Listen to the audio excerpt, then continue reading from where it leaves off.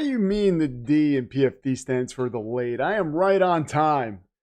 12:50 was the start time. Come on, Rowdy. Maybe your clocks are a little fast in your house. I have a poll question in the chat. I think this is fair. Which quarterback would you rather have? Caleb Williams, Bo Nix, Jaden Daniels, or Jordan Love? And Madison Duncan in the chat says, none of these, there is only one. Well, I took the obvious ones out. I wasn't putting Patrick Mahomes in there. I wasn't putting Joe Burrow in there because we all know if I would have done that, people would have taken them. That's a different question. These guys are in a very different category, but it's a category that is worth mentioning. I was a minute late. Oh, okay. Sorry, Rowdy. I was a minute. Well, the stream started at 12:50. I had the demon on screen.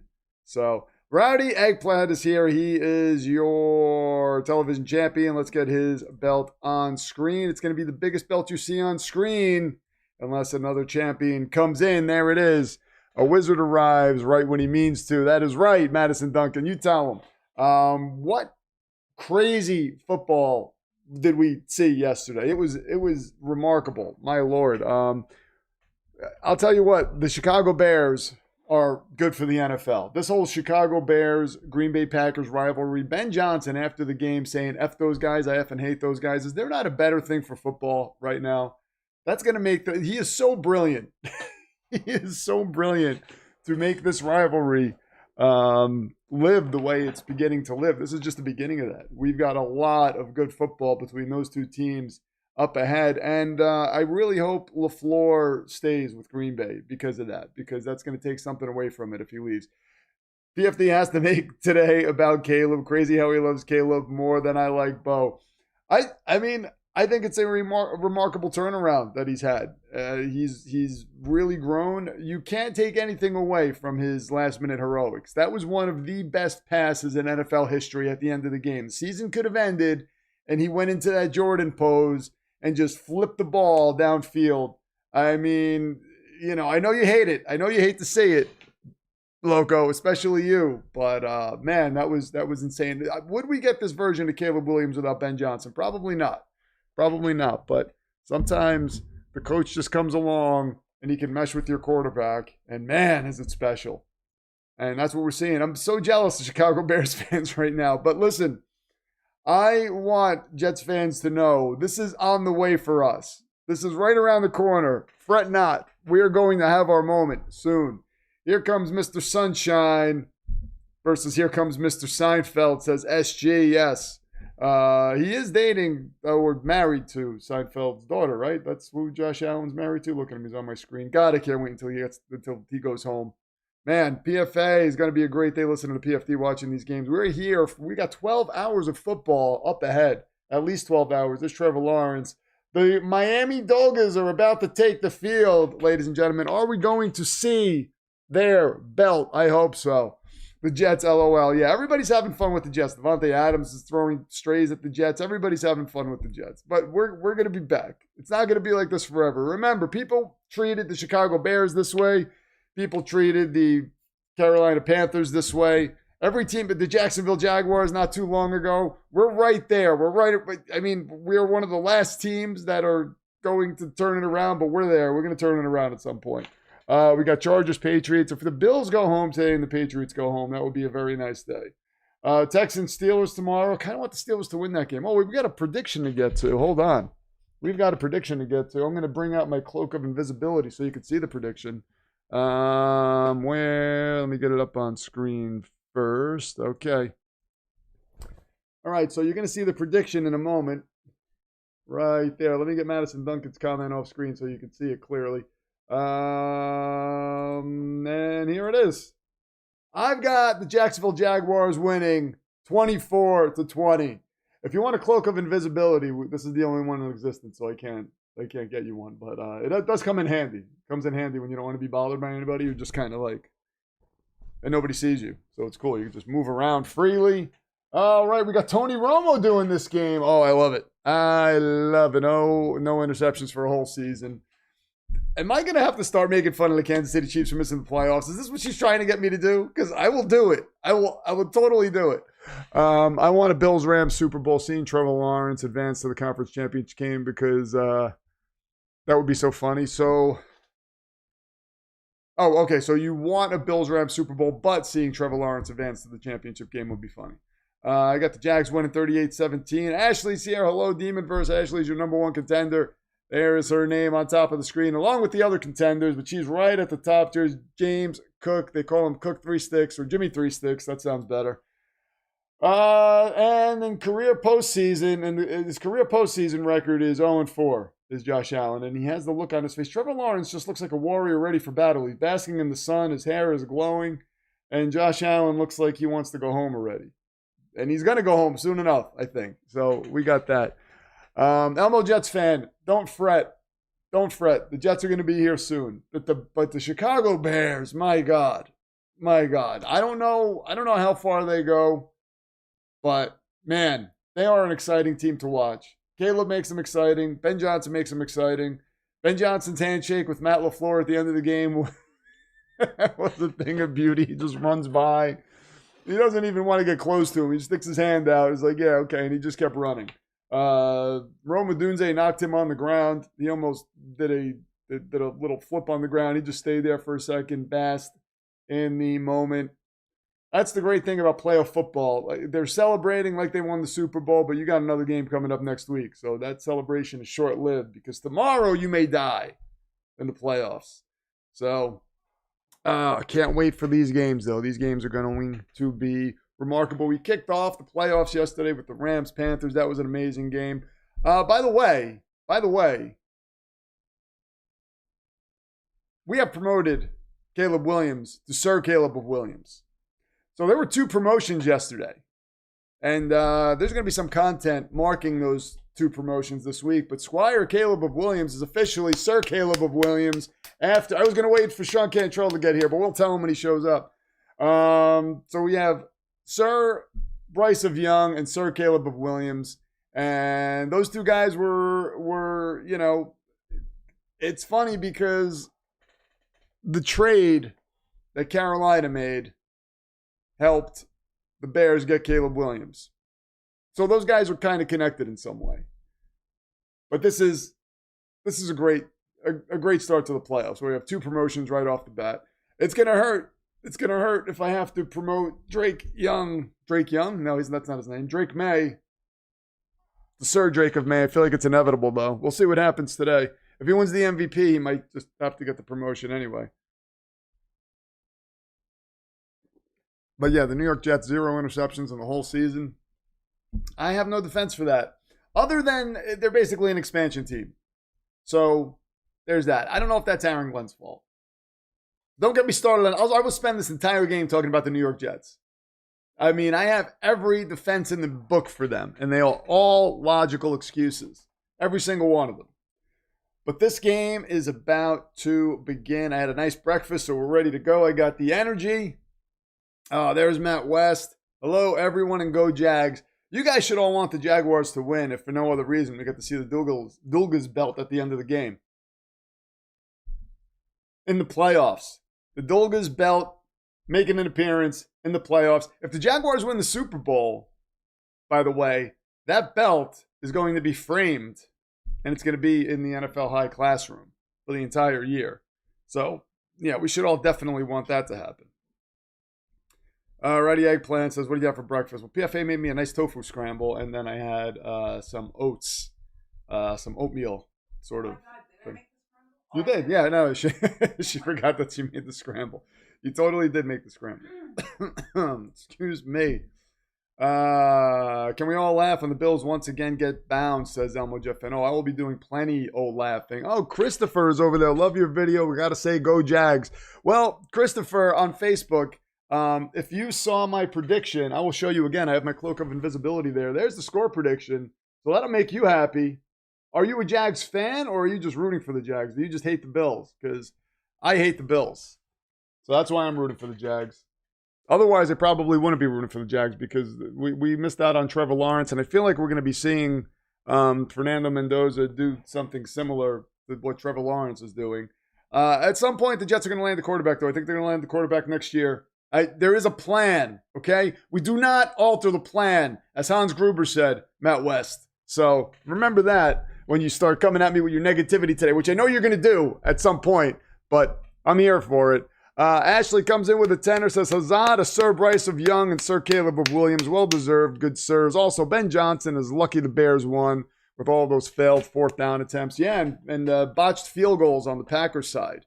That also helped. Thank you very much, Ashley. As I said, Ashley's your number one contender. So we're going to get her name on screen as the team stream's top offering to Sean McDermott. Could this be his last game as the Buffalo Bills head coach? It might be. We'll see, especially with some of these names out there. I mean, would the Bills go to Kevin Stefanski if Sean McDermott gets fired? Would they go to John Harbaugh? I think John Harbaugh is probably the name at the top of their list. We'll see. He said he's going to have a decision at some point next week. We'll see if that happens. I think the Bills have to be an enticing spot for him, though. That would be something. That would be something. Seeing Harbaugh with the Bills facing the Baltimore Ravens in the playoffs, if either of them ever get there again. We got the kickoff that is about to start the game. Hold on one second. You get the game in my ear. Jaguars are going to receive, or as we call them, the Miami Dolgas. And they will take the kickoff to about the 35-yard line. And here comes Trevor Lawrence. He is Sir Trevor of Lawrence to you, by the way. And to all of us, because he has achieved knighthood. Definitely not a squire. And Ashley's name's going to be on screen in a moment. I should have probably had this all set up. But I spent last night setting up the streams for today. There we go. There's Ashley's name. Thank you very much. And Lawrence under center takes the snap. Gives the ball to Parker Washington, and he is tackled in the backfield for a loss of a couple. Milano on the tackle. Matt Milano is back, ladies and gentlemen. How long has he been back for?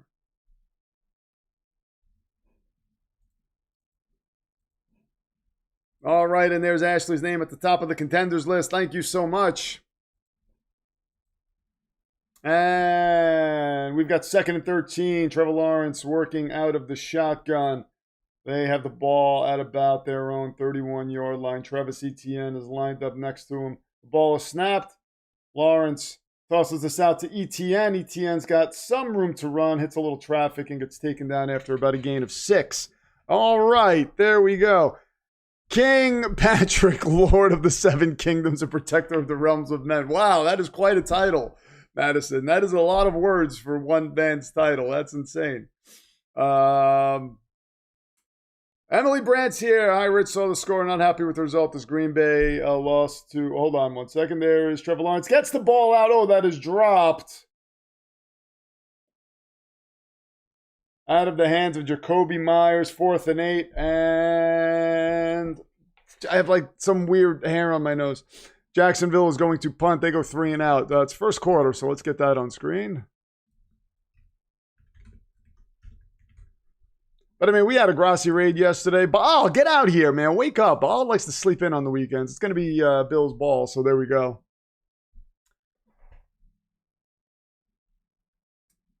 Bum, bum, bum.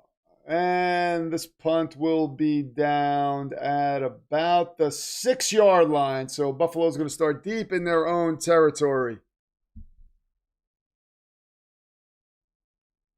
Well, I guess this is Allen's chance. No Patrick to have to go through. He's got no Patrick, no Lamar, and no Joe Burrow. So he's, but he's got a new cast of characters that could be problematic for him, starting with Sir Trevor of Lawrence. The day he get flagged, almost ran into the kicker. Almost actually blocked that.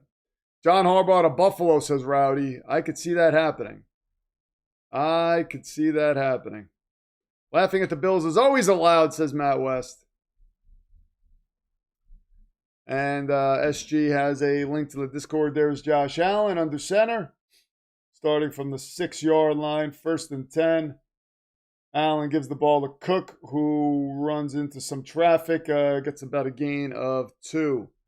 Every time the Jaguars offense takes the field today. Oh, Loveland, 137 yards, 8 receptions. Is that what you're showing me? What are you showing me here? Was it the Jaguars video?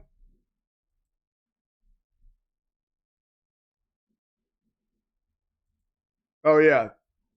Little swing pass out to Travis Etienne constantly. Is that what we're saying? Sir Trevor of Lawrence is a late bloomer. Did we give him knighthood? I think we did. I think he is a sir, if I remember. Josh Allen back to pass. Swings this out to Khalil Shakir, and he will get taken down for a gain of 0. We got 3rd and 7 coming up. Defensive battle so far, 5 plays in. Check out the video at the bottom. You talking about the little pass out to Etienne? I feel like the Cook is the key to this game. He's been a baller all year. Oh, here comes Mr. Sunshine. All right.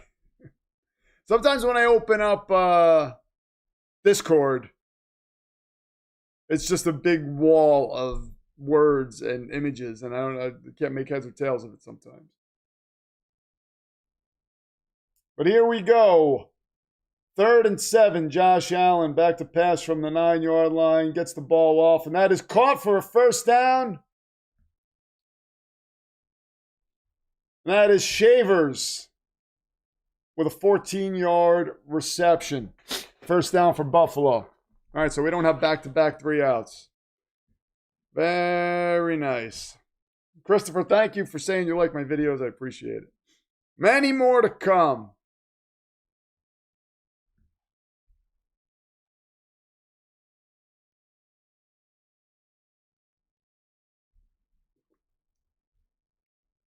First and 10 from the 23-yard line. James Cook goes up the middle for about a gain of 5. Oh, we've got some laundry. First flag. I'm assuming this is going to be on Buffalo. Probably going to be a hold of some kind. Holding on Buffalo. Trying to cheat already are the Buffalo Bills. What a bunch of maniacs.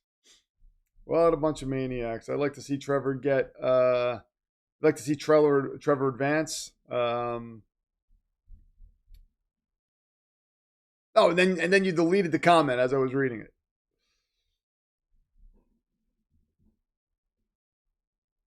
All right, 1st and 20 for Buffalo. And Josh Allen is out of the shotgun again. They are at the 13-yard line. I think that's Ty Johnson lined up wide. No one in the backfield. Allen takes the snap. Swings this out to Khalil Shakir, and he gets about a gain of 12 on that. 12 or 13. What rules can they change this offseason to try to help stupid Josh Allen? What can we do to help Josh Allen? Nothing. You must be under 6'7" to play quarterback. Oh, I said 6'7" again. Sorry. Sorry, SG. I can't help it. Oh, it's Frank Gore Jr. that was on the field. Whoa, wait a minute. Are we sure that's not actually Frank Gore, though? Just putting a junior on his name so he doesn't tip us off. Allen back to pass. And that is caught. That is a first down by Cooks. Neither. I'd like Jared Goff. Well, you can't pick somebody who's not on the in the poll. 38% have said Bo Nix with 13 votes. That's surprising. That is shocking to me. And only 23% have said Jaden Daniels. Only 8% said Jordan Love. I thought Jordan Love would get many more votes. Addison says 6'7". Allen is 4 for 4 to start the game. Allen pitches this out to Cook. There's another flag. Little more laundry. Bad clip. Ball start on Buffalo. They're falling apart already. Banning a tush push because apparently Josh Allen can't do it. Yeah. You had to fix it. I'm pretty good at deciphering typos in messages, by the way. Just so you know. So you don't have to flip out about it and start retracting things and typing it over again if you don't want to. It's up to you. I like to see Trevor get his chance. Allen has had many more. Give someone else a chance. I don't like that rule. Stop him. If you can't stop him, you can get as many chances as he wants. First and 15. Jags bring blitz.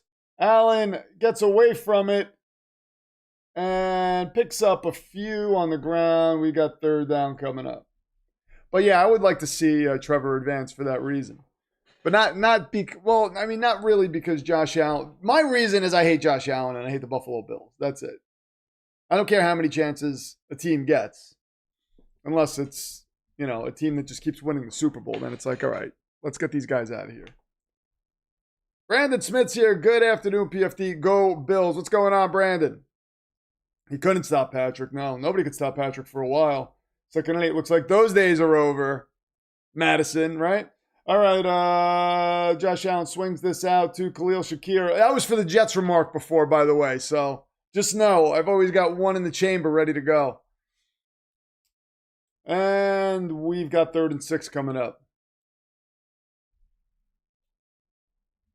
Devontae Adams is taking shots at the Jets, just sitting there in an interview talking about the Rams, and all of a sudden he mentions the Jets. We've got Aaron Rodgers doing the same thing, just mentioning the Jets. We're right on the tip of everybody's tongue. They know what's coming, and they want to try to get in as many shots as they can. Don't worry. Darren Muji hears it all. He knows. He knows. Back to passes, Josh Allen. He fires over the middle, and that is incomplete. Intended for Dalton Kincaid. Couldn't get a hand on it, and they are going to punt. This Jags defense is no joke. Mike Causey's here. What's going on, Mike Causey? I don't even see him in the chat. Oh, there it is. To help Josh Allen in the final 30 seconds of the game in which the Bills lead, the opposing team has made field goals from 20 yards further back than field position. Oh, they should do that. They should do that. He needs all the help he can get. Mike Causey, by the way, is your number 4 contender. There he is right on your screen. There is the punt. I should put little helmets next to your name so people know who you represent. Rent free for the wrong reason. Jets are squatters everywhere, including their own stadium. Look at Rowdy coming in taking shots at the Jets. Oh my God, a team that almost lost to the Carolina Panthers. They're taking shots at the Jets. I can't take it. I can't take it. Buffalo had the punt, and Jacksonville has the ball now. Pro Football Demon, where's the future telling device, says Connor. There is no device. Connor, we go through this all the time. There is no device. Brad Allen, why is he allowed to still ref? Yeah, I don't know. We got an Emmitt Smith commercial. Remember when he used to play in these games?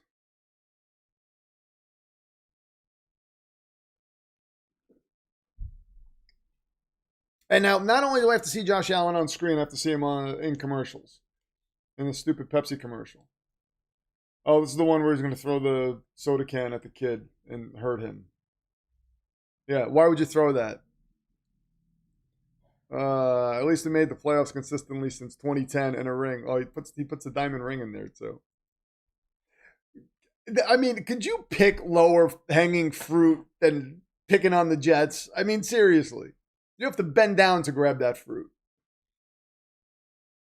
Lower chair is the device. Oh, that's an interesting theory. Emily Brandt here says, hey, Rich, if you really want Matt LaFleur, trade us your 2 first-round picks, and we'll give you him. No, I don't want him, and I don't want Rich. But thank you, Emily. Thank you for the offer. We'll turn that down. Bo Nix is winning this debate. This is crazy. 44%. Caleb Williams at 31%. I thought Caleb would run away with this. I thought Jordan Love would. I thought Bo Nix would be last, honestly. Emmitt Smith's the most overrated running back ever. So do you think Troy Aikman is overrated, Loco? Because I think he was. I'm not saying he was a bad quarterback, but I mean, having Jimmy Johnson, having that offensive line, having the weapons he had around him, having that defense, I feel like Jim McMahon could have taken that team to a few Super Bowls. No one is safe, Rich. Roddy is always hanging out on some turnbuckle somewhere, ready to drop something on somebody. An elbow. As much as I would like MLF, we do need at least half a team as well. Yeah, we can't be trading our picks for a coach. Madison says Bo Nix isn't very good. Troy is really overrated. Yeah. Oh, look, me and Loco agree on something. Wow, that's crazy. Bo is the third best quarterback in his own division. Well, he'll be the fourth best quarterback in his own division soon when Mendoza gets there, which I'm assuming he will. ETN goes up the middle for about a gain of 3. Who was the other choice besides Nixon Love? Caleb. We got Caleb, Bo Nix, Jaden Daniels, Jordan Love. Those are the 4. Monty Mike Madness is here. Ed McMahon could have probably brought the team to the Super Bowl. Yeah, Ed McMahon. All you have to do is get rid of the football. That's it. That's it. And that was a time when receivers didn't go over the middle, but Michael Irvin did. 2nd and 7. You did a video on that, didn't you, Loco, about the running backs of all time, best running backs of all time, a while back? 2nd and 7 is going to be a false start on Jacksonville. Emmett had the luxury of the greatest O-line ever in longevity. If Barry would have played as long as Emmett, he would have eclipsed 20K. And if Barry had the luxury of that team, imagine what Barry Sanders would have done on that Cowboys team. Could you? He might have had 50,000 yards. I mean, seriously. We're getting a new coach next year anyway. Lord Chair agrees with the inevitability. Yeah, I do think we're right around the corner. If you remember, Matt, the last few times we've had multiple picks like this, we've never had them in 2 consecutive drafts like that, though. So that's interesting. But we put together good rosters. And I do think next year, supposedly being a heavy quarterback draft, definitely bodes well for us. ETN on the pass from Trevor gets this about 2 yards shy of the first down marker. So the Jacksonville Jaguars are at about their own 29-yard line. I think Emmitt Smith was a good running back, but people put him in the category with Barry Sanders, and I don't think it was close. I think Barry Sanders by a mile. Is Aaron Rodgers actually retiring? I don't know. I don't think we're going to know. I think on draft day we're not going to know. He's probably going to let you guys know week 1 of the preseason. ETN goes up the gut, takes this to the 40, and that's a first down for Jacksonville. So BPA this year and a vet quarterback 2, QB1, QB2 then, yeah. Yeah, I could see a Marcus Mariota, Tyrod Taylor, if they keep Tyrod Taylor, and Tyrod Taylor might even retire. I could see Mariota maybe, I'm telling you, Will Levis, I mean, why not? Why not at this point? Just have him there. Oh, and that is off the fingertips of Parker Washington, almost picked off. But yeah, and I'm telling you, best play. I know it sounds crazy, but give me Arvell Reese and Sonny Styles. You know, I mean, why not? You mean to tell me that wouldn't beef up the defense? We need everything. So I think they're the 2 of the best players in this entire draft. I think Cardinal Tate's another one. But we need defense way more than we need a second receiver right now. I think we could kick the can down the road on receiver a little bit. You know, we have picks next year too. I would. And this ball gets picked off now by Trevor Lawrence over the middle. And that will be taken down to the Jacksonville 32. That was Thompson on the pick. Wow, what are you doing, Sunshine? Oh, no. Yeah, give Josh Allen great field position. We're going to have to see this guy in the playoffs again, right? We're going to have to see him in another playoff game is what I'm saying. I like Tyrod as QB3. Can't do more than 3 games reliably. My tongue is not working. Reliably, though. Terrible pass by Trevor Lawrence, man.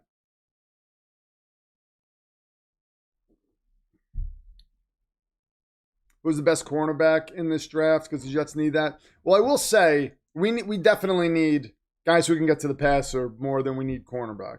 I think our cornerbacks are actually not bad. A.Z. Thomas looks like he can be pretty good. I wouldn't mind seeing him and Brandon Stevens out there again.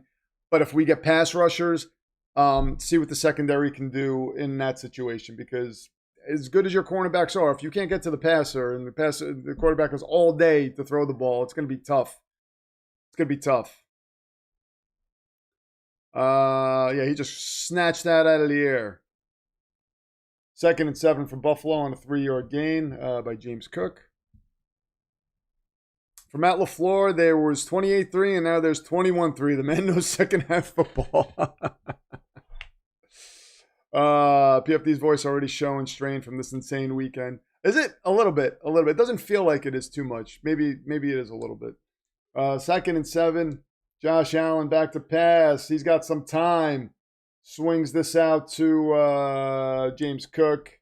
Maybe about a yard. Devin Lloyd on the tackle. Mr. Sunshine. Terrible. Terrible stuff, Trevor. What the hell are you doing? Alan is here. Good afternoon, buddy. Jets, Jets. Alan comes in representing the Jets with positivity. That's what I like to see. That's the attitude we need. Alan, how do you feel? What do you want to do in this draft? If you care to opine, what would you like to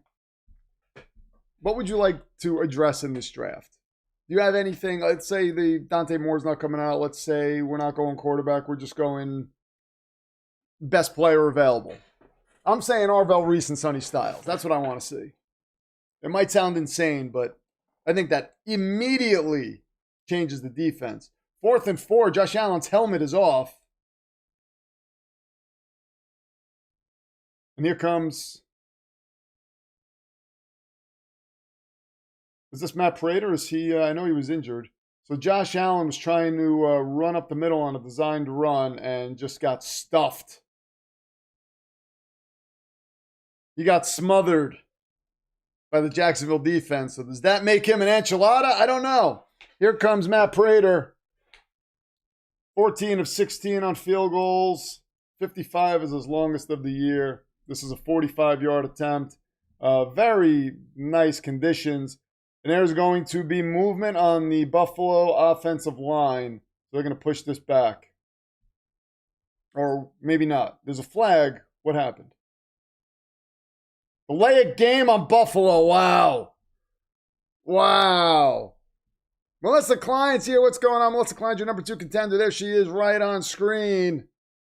There's her name. Cleveland Browns fan, for those of you who don't know, but I think you all do know. Still think Moore is coming out. He's not making more money next year. I think he's probably going to come out too. I don't think we're going to take him at 2, though. Or, there is a reality where maybe the Rams call us or the Cardinals call us and say, hey, we'll give you a package for that number 2 pick. And it's probably not going to be, it'll probably be a fair package, not anything ridiculous. And Prater puts this through. Bills go up 3-0. But, could we squeeze next year's first out of them? Possibly. We'll see. I don't know. But I would be open to that. And passing on more this year, I would be open to that. Because I think, again, we have to see what happens with the combine and everything else. But I think that one game, not that we should look at Dante Moore as a guy who's not going to be able to handle the NFL. But I think that game, at the very least, it took the pressure off the Jets to say we are going to take him at number 2. If he balled out in that game, it's like if you're staying at 2, you probably have to take him or be exposed to ridicule. But because of that game, it would be, I don't think people would say, oh, well, he didn't look great. Jets have a lot of needs. Adding some more draft capital makes sense for them. And not that I care what the media says, but still. Steelers are another team. Yeah, Steelers could trade with the Jets. Steelers, Arizona, maybe. But we know the Rams have no problem giving up draft capital for something they want. So you never know. A bit of transfer portal news. Cam Coleman to Texas, new number 1 receiver for Arch. Very nice. Sorry, I like Jacksonville, but I want Buffalo to win. Emily, what are you doing? You can't do that. No, Buffalo must fail.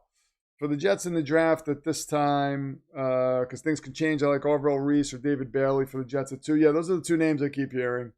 I would prefer Arvell Reese, but I wouldn't be upset with David Bailey. For the 16th spot, Avion Terrell or Ruben Bain.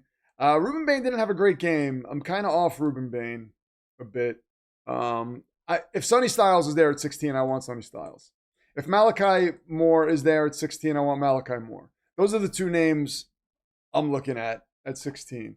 Definitely don't want Ty Simpson at 16. Ty Simpson to me is more of a second round guy. If he's there with the 33rd pick, I think you have to consider it. If he's there with the 44th pick, I think you're starting to get a bit of a bargain, maybe. So I wouldn't hate that. I kind of wouldn't want him at 33, but at 44, I would say, why not? You know, it's not like you would be committed to him. You know, you don't have to roll him out there right away. Give him some starts, see what he's got. But ultimately, I think if we're not taking a quarterback that you have to start right away, I think I would probably prefer kicking the can down the road to next year on that front. Oh, Jacksonville almost. Bashal Tootin took a knee, but he was like right on the goal line. It would have been a weird situation. Might have had, let's see.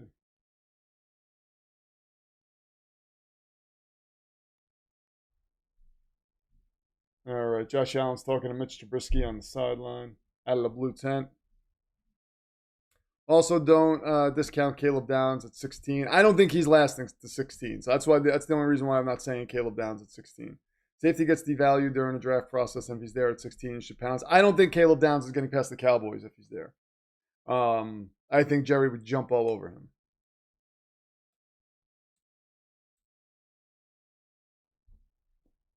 There was talk of Caleb Downs going top 5. I mean, you never know how some of these teams view players. Brenton Strange, it's an 11-yard gain on a pass from Trevor Lawrence. That's a first down for Jacksonville. Can't contribute much to draft talk. Don't watch any college football. Is Indiana's quarterback any good? Well, Fernando Mendoza, yeah, he's good. He's good. I think he's bust proof. Now, again, I don't know that he is going to be a top 3 or 5 quarterback. I think top 5 is his absolute ceiling. But he will. I view him as being a starter in the league for a long time. I could see him taking like a Trevor Lawrence type route where you're like, okay, he's good. He's a good starting quarterback. This is a toss out to Travis Etienne. He takes the ball to midfield. But I could see him being in that top 10, in that discussion. He's not going to be in the Burrow, Allen, Mahomes discussion. Probably won't be in the maybe not. Who are the next 2 guys after that? It's a discussion, right? Some people would say Lamar, maybe not this year. Last year, people had Jaden Daniels there. Some people have Justin Herbert there. I think that's his ceiling, like being in that conversation. Bashal Tootin with a nice run. It's about a 15-yard gain by Jacksonville, 20-yard gain.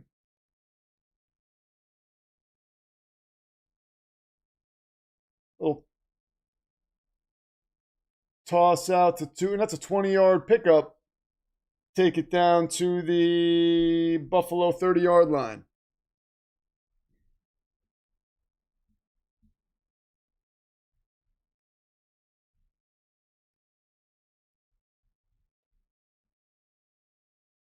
And Tootin again goes up the middle, and that's about a 14-yard gain. He is fired up. Alan says, do you remember we chose Trevor Lawrence? Should have been Trevor Lawrence should have been the Jets pick. We got Garrett Wilson. Yeah, we should have had Trevor Lawrence. I remember that.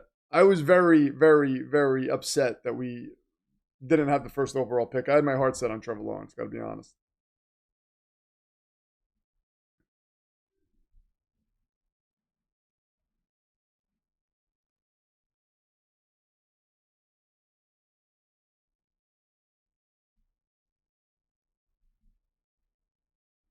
And Lawrence hands the ball off and falls, but Tootin's got room to run. And he takes this down to about the 3-yard line, inside the 5. Remember, and Loco watches a lot of college football, and Caleb Williams is going to be a bust. So, I mean, there's that also. How many people said Zach Wilson was going to be better than Trevor Lawrence? Sitting there watching college football games can only tell you so much. That's why scouts swing and miss on quarterbacks all the time. GMs swing and miss on quarterbacks all the time. But I mean, look at Fernando Mendoza. I mean, he passes the eye test. You could see he can view the field. He's big. He's mobile. He's got an arm, and he's accurate. So I don't know what else I need to see. You know what I mean? But yeah, go ahead. Keep saying he's not going to be good. That's fine.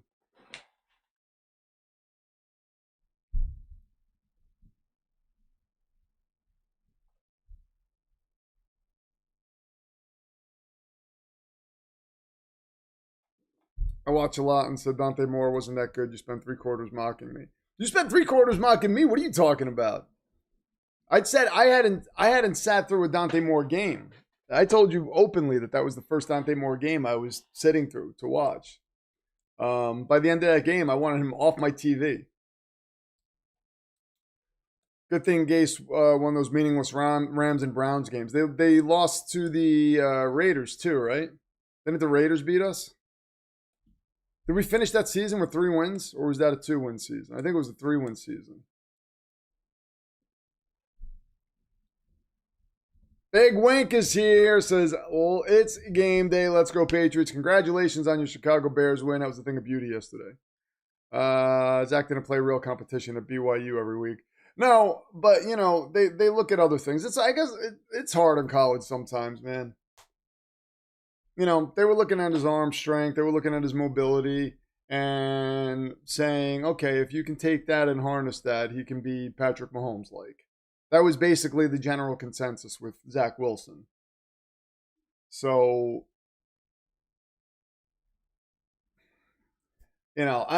looking back on it, I don't know how you look at that guy and look at Sam Darnold and say, let's move off Sam Darnold and stick with this guy. The Jets also didn't want to pay Sam Darnold. Joe Douglas made some questionable decisions.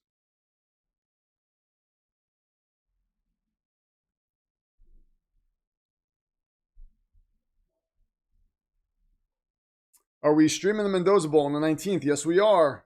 We will be here.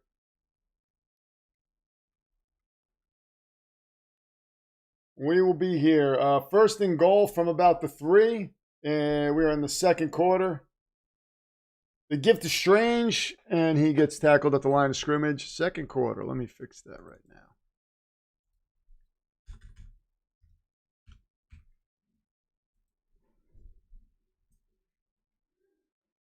I will root for the Patriots after Buffalo, Jacksonville, Houston, and the LA Rams. Emily's got her list of teams that she's rooting for. Yeah, that was the argument against Allen. He didn't play competition at Wyoming. That was also the argument against Patrick Mahomes. He didn't play anybody. He's wild. That's the thing. Is sometimes you can take that and you can harness it and you can get yourself a quarterback that and that is a touchdown to Brian Thomas Jr. And Jacksonville takes the lead. What a strike by Trevor. I mean, sometimes you have these guys that have this skill set, and you look at it and you say, we can do something with that. If he can put it together, this guy can be a beast, Anthony Richardson, Jamarcus Russell. They have these traits that you love, but if they don't have it upstairs in terms of knowing how to read a defense, being mentally tough, studying, it's not going to work out. It's not going to work out. I think you have to be somewhat obsessed with being a football player. And if you don't have that, Fernando Mendoza doesn't even have, he doesn't even have social media. He doesn't want to be distracted. And he's got the physical tools. So when you look at that, it's not hard to say, this guy could probably succeed in the NFL. And again, not saying he's going to be top 3, not saying he's going to even be top 5, but I don't think saying Fernando Mendoza it's a pretty good shot he's going to be in that top 10 discussion. Discussion, by the way. I think that's fair. What is that? That's Dak Prescott level? that he could at least be that. I don't think that's a lofty comparison. Yeah, Zach Wilson had all day behind that BYU line, and that completely dominated. Yeah, but again, you could see that and say, oh, well, he has all day, but that doesn't mean he can't translate that game to the NFL. It's hard. If it was easy, everybody would have a quarterback. I mean, again, Josh Rosen, was widely viewed by many as the most NFL-ready quarterback in that draft, with Baker Mayfield, Sam Darnold, Lamar Jackson, and Josh Allen.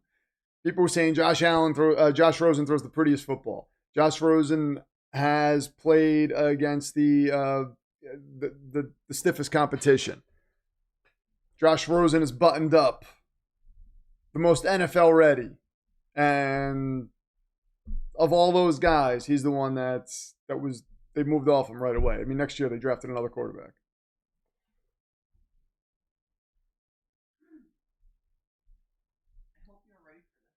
Oh, yes, I am. Thank you very much. Oh, PFA's bringing me a green juice. It probably will disappear on camera. It's going to look magical. Oh, thank you so much. Look at this. You have to check your teeth so it doesn't stay here. Yes. Oh, yeah. Oh, my God. It looks awesome on camera. Yeah. Look at that. Green juice. See? Oh, my God. It's really... Yes. All right.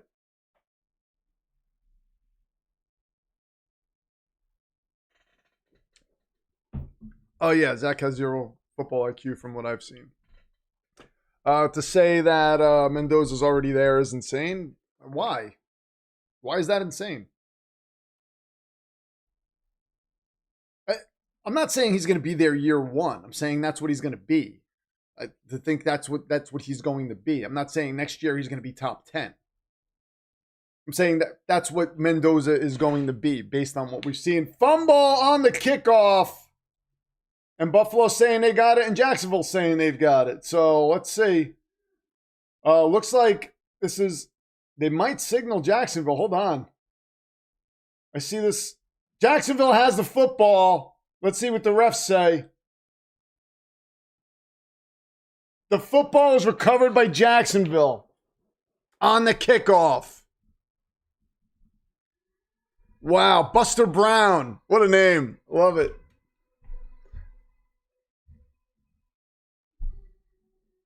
Disappearing juice. It was PFA. No one ever accused the Pac-12 of being the stiffest competition. Oh, okay. Nobody talk about college football because Loco knows everything about college football, and he knows how every quarterback is going to do. He knows exactly everything. So if you have any question about college football whatsoever, about anything, this Loco knows all the answers, every single one. He's got a little chart there. He'll answer everything for you. Where is the ball right now?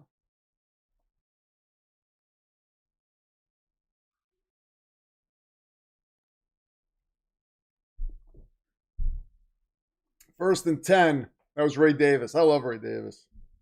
Hate the team he's on. In honor of the Jacksonville game, you should be drinking moonshine. Hell of a play. I want to see where the ball's going to be at the Buffalo 35. All right. Ball's going to be at the Buffalo 35. I'm going to go 3-3 in my predictions thus far in the most insane way possible. I'm saying, so if you listen to what I say, instead of trying to be the smartest guy in the room all the time, I'm saying when Josh Rosen was coming out, that was the narrative surrounding Josh Rosen, is what I'm saying. You're going to tell me that wasn't the narrative. That's what people were saying. There was a chance Josh Rosen was going to be taken first overall that year. Not saying the Pac-12 was the best division in college football. So stop trying to be the smartest guy in the room every single day and just listen to the conversation and go based off that. Sounds like Brother Matt thinks he knows everything. So here we go. We've got 2nd and 3. That was a 7-yard gain by Jacksonville.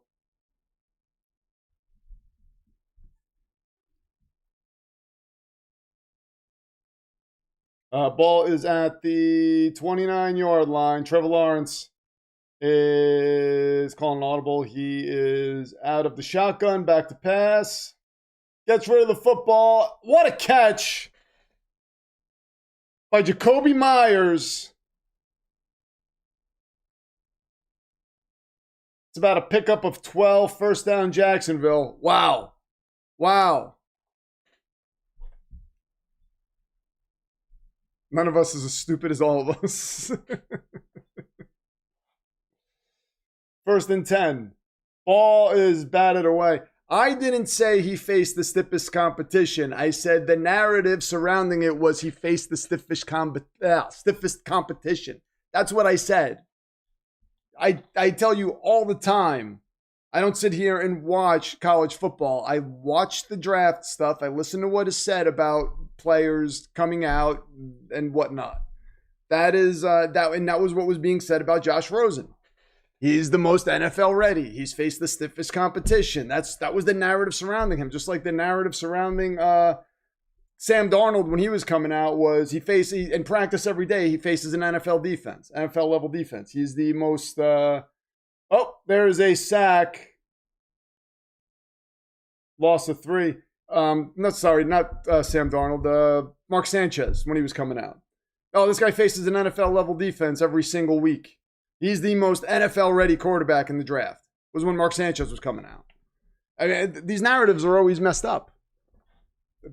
People say these things and they mean nothing.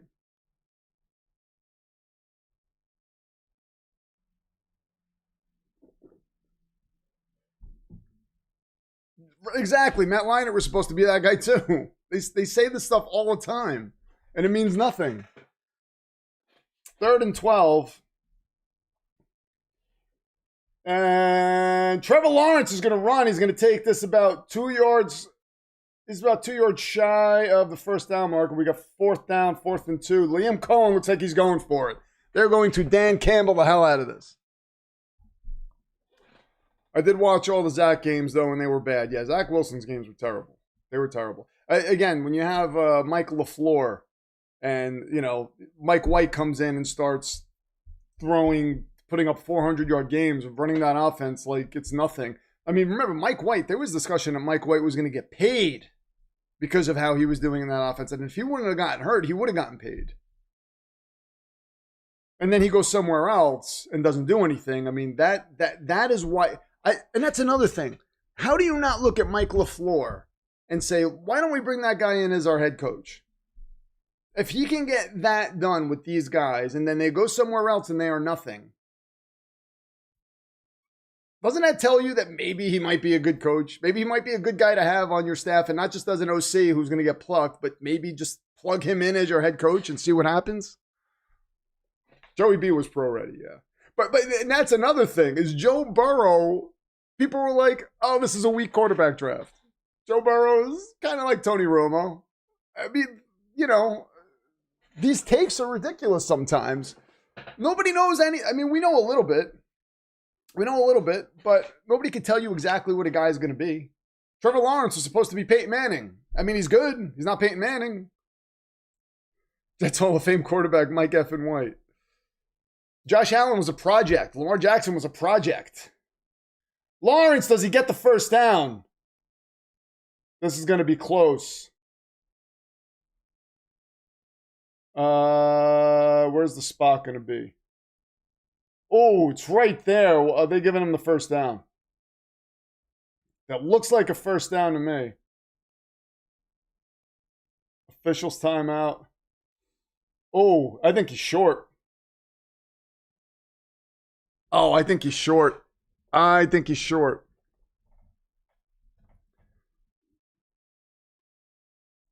Melissa says, sorry, Ashley. Joey B is eating Cheetos on his couch. Yeah, T-Law looked great at Clemson. And when he played Justin Fields looked great in that game. Justin Fields was, I remember he got, oh man, this is so tough. This is so close. Just got it. He just got it with the virtual measurement.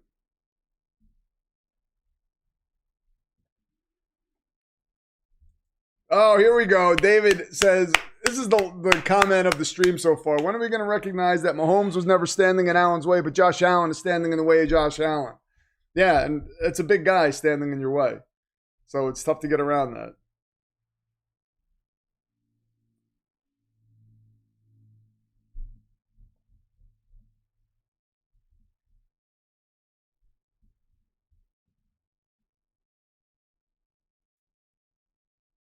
Is McDermott going to challenge? Yeah, he throws the flag down.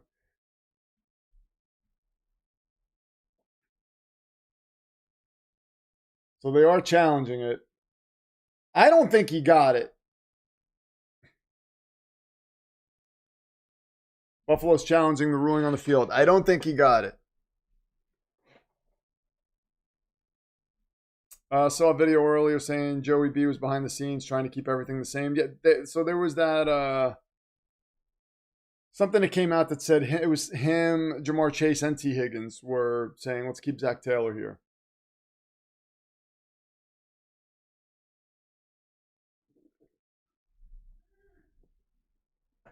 Patrick is in everyone's way. Don't discount his greatness. Mahomes is going to be back. I mean, we're all going to forget about Mahomes, and then all of a sudden he's going to be there again. Knee was down at the 8.5. Needed to get to the 8 short. That's what I say, SJ. That's what it looks like to me. Greatest obstacle to Patrick was Jackson Mahomes.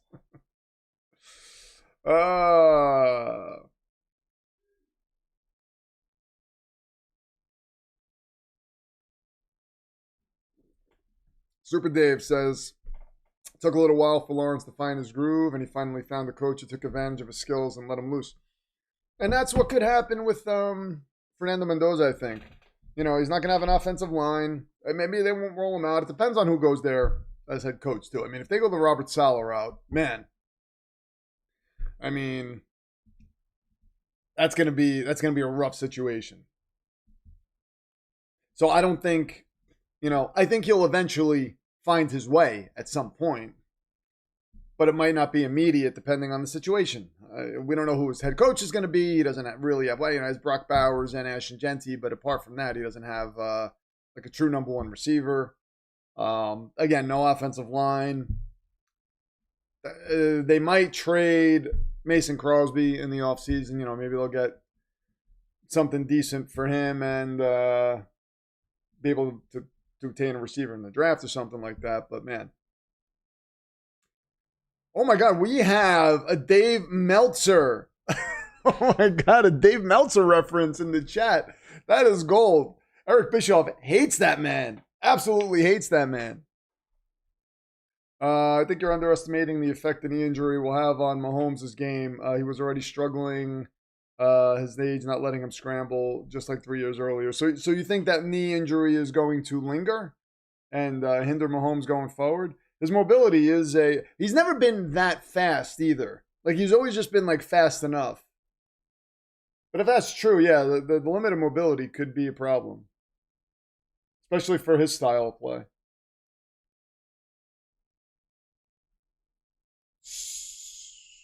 Oh, his shin was down. So this is going to be Buffalo ball. First down, Buffalo. What a challenge. Wow. Oh, man.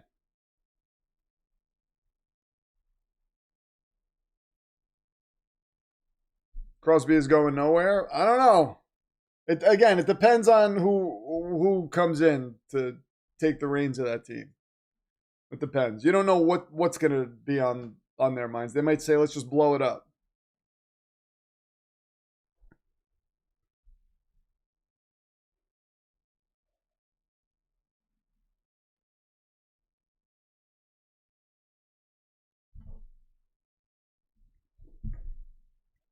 David says, looking forward to my Broncos taking care of the AFC. We got another Broncos fan here. That is that 3 now?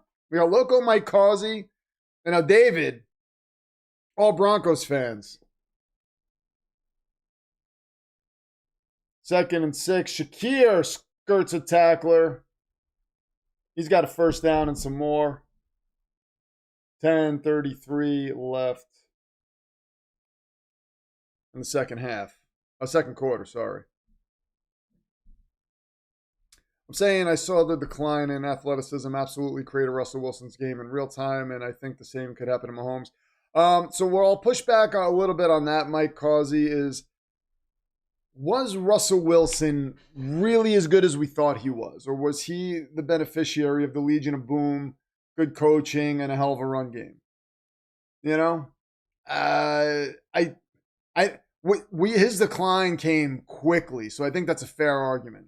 I'm not saying Russell Wilson was what he is now, and but I think we elevated him quite a bit, and the situation around him was just perfect. We might have elevated him a little bit, but that was one of the fastest declines you've ever seen. 2nd and 4. James Cook gets a first down and a few more. It's going to be interesting to see what Kansas City does in the draft, though. It'll be interesting. So, let me see. I want to see who's getting mocked to them right now. I know Love has been getting mocked to them.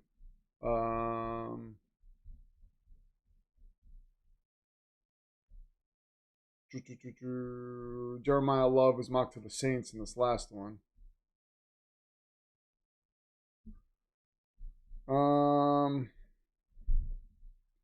Jordan Tyson. He's mocked to the Dolphins. Where did the Chiefs pick? Hold on. Chiefs have the...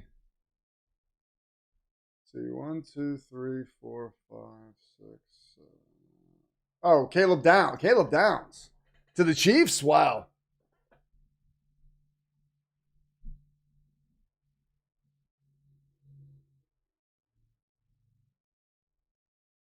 And back to passes, Josh Allen. He gets rid of this football. Oh, that was almost picked off, but it's complete.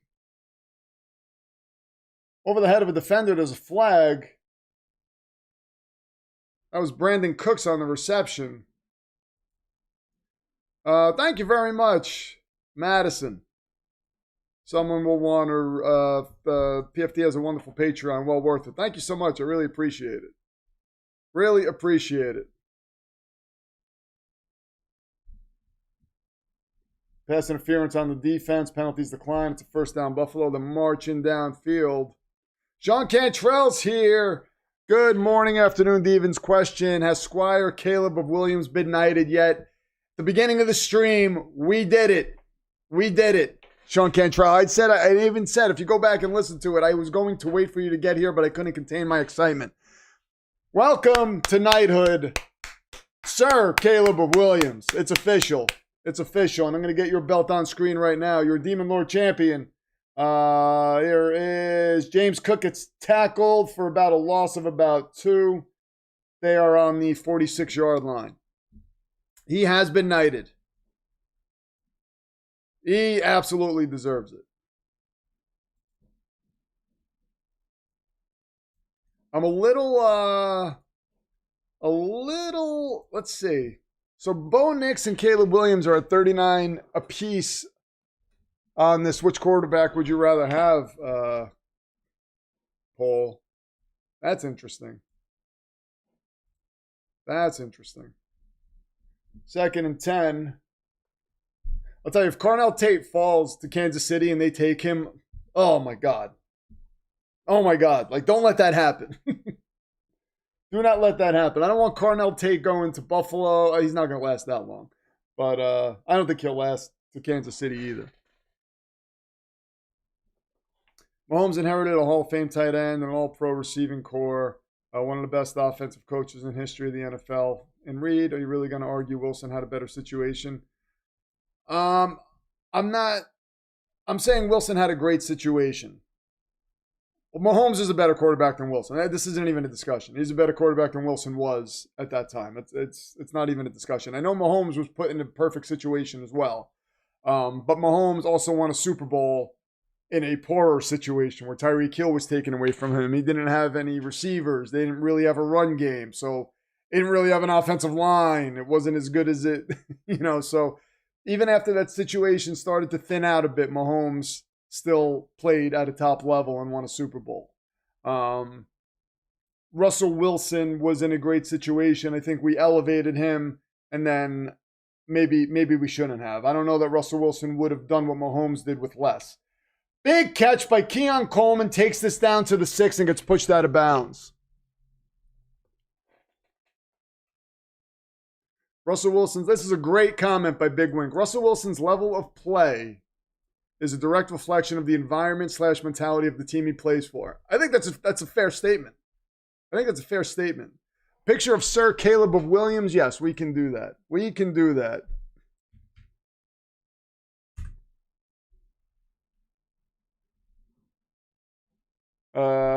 It's going to take a moment.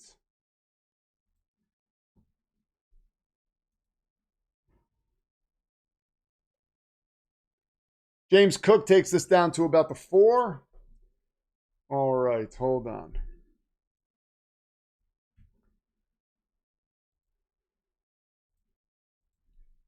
How's it going here? It's going well. I'm almost done with this. Oh. It's thick, right? Mm-hmm. You see who's on that helmet? The Fast Buffalo? The Fast Buffalo, yeah. The Fast Buffaloes are playing. The speeding buffalo. You don't have to chug it. It's a lot, right? Yeah. It was accidentally thick. James Cook gets stopped at the line. Outside of Mendoza and Moore, what other quarterback could go top 10? I think the only one is Ty Simpson, right? But I don't think it'll happen. But I mean, I guess he could if a team's desperate and they want to trade up or something. Or I mean, I have to look at the draft and see who might be. I don't know that. I think the Cardinals would be the one that would possibly take him. I don't know that they'll take him that high though. I think those are the only 3, right? Unless there's, I don't think Chambliss is going to. Josh Allen gets in the end zone. I think that's a touchdown. They haven't ruled. Oh yeah, okay. They ruled it a touchdown. Yeah, it looked like he got over. And if it is, Buffalo takes the lead. But Josh Allen looks banged up right now.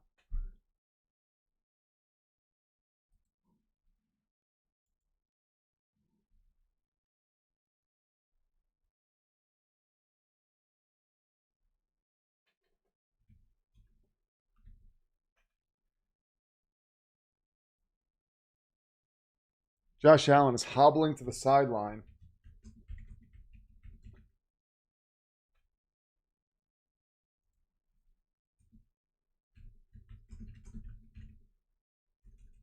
His left leg got twisted. Oh, man.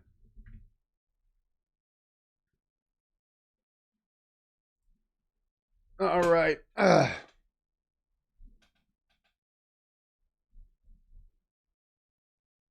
Extra point is good. Buffalo takes the lead. 10 zips. Okay, it is ruled a touchdown.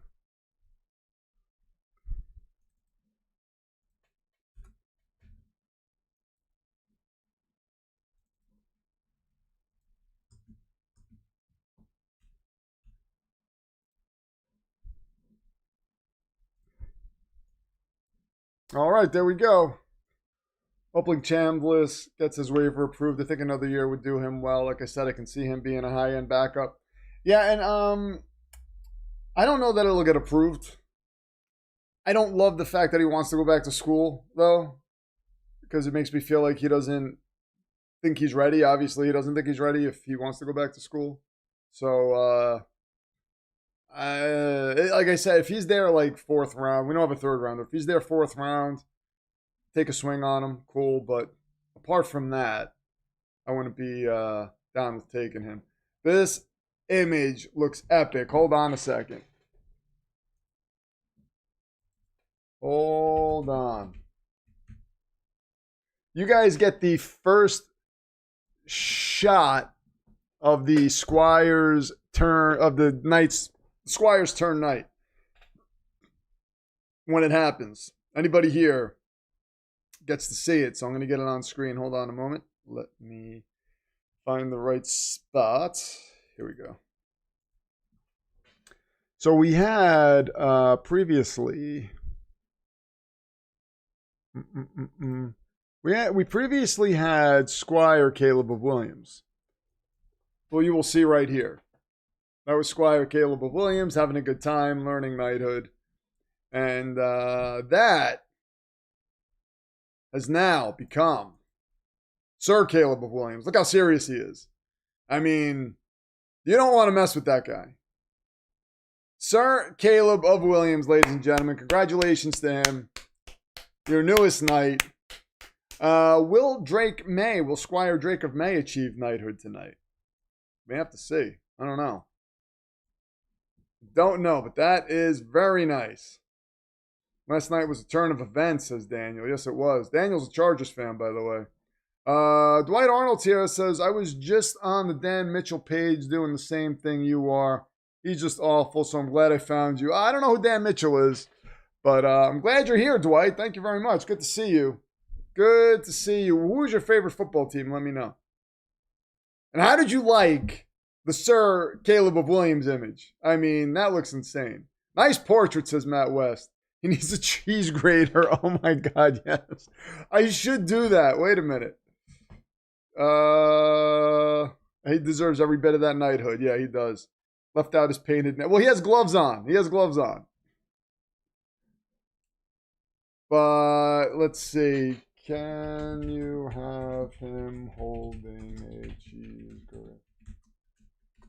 Let's see. But yeah, NFL Kingdoms is going to go off this week. It's going to go off this week. Going to have a lot of content out this week. So far, if the Jaguars win this game, Mr. Demarest will be 3-0 in his predictions. So, Green Bay kicker is going to be kicking himself for a while. Well, Tyler Loop is happy that everyone's taking the attention off him. 1st and 10, Trevor Lawrence gives the ball to, is that Bashal Tootin again? He's been running hard today. It's about a 4-yard gain. Watching the post game last night, MLF hasn't signed anything for next year. Yes, I saw that, and the cheese grater would be badass. He hasn't signed anything, so there was talk. There was the Ian Rappaport, that Soldier came in and told us about the Ian Rappaport thing. That was a thing. Ian Rappaport came out and said they're working on an extension, but then when they asked MLF during a press conference, he's like, I don't even want to talk about this right now. So there's a possibility they could part ways. They could mutually part ways. If they don't want to extend him like 3+ years, he might just say, you know what? I'm going to see what else is out there. You never know. You never know. 2nd and 6. Trevor, this ball looks like it got tipped at the line, wobbled toward a defender, but it was incomplete. 3rd and 6 coming up. Here we go. Yeah, that was tipped. All right.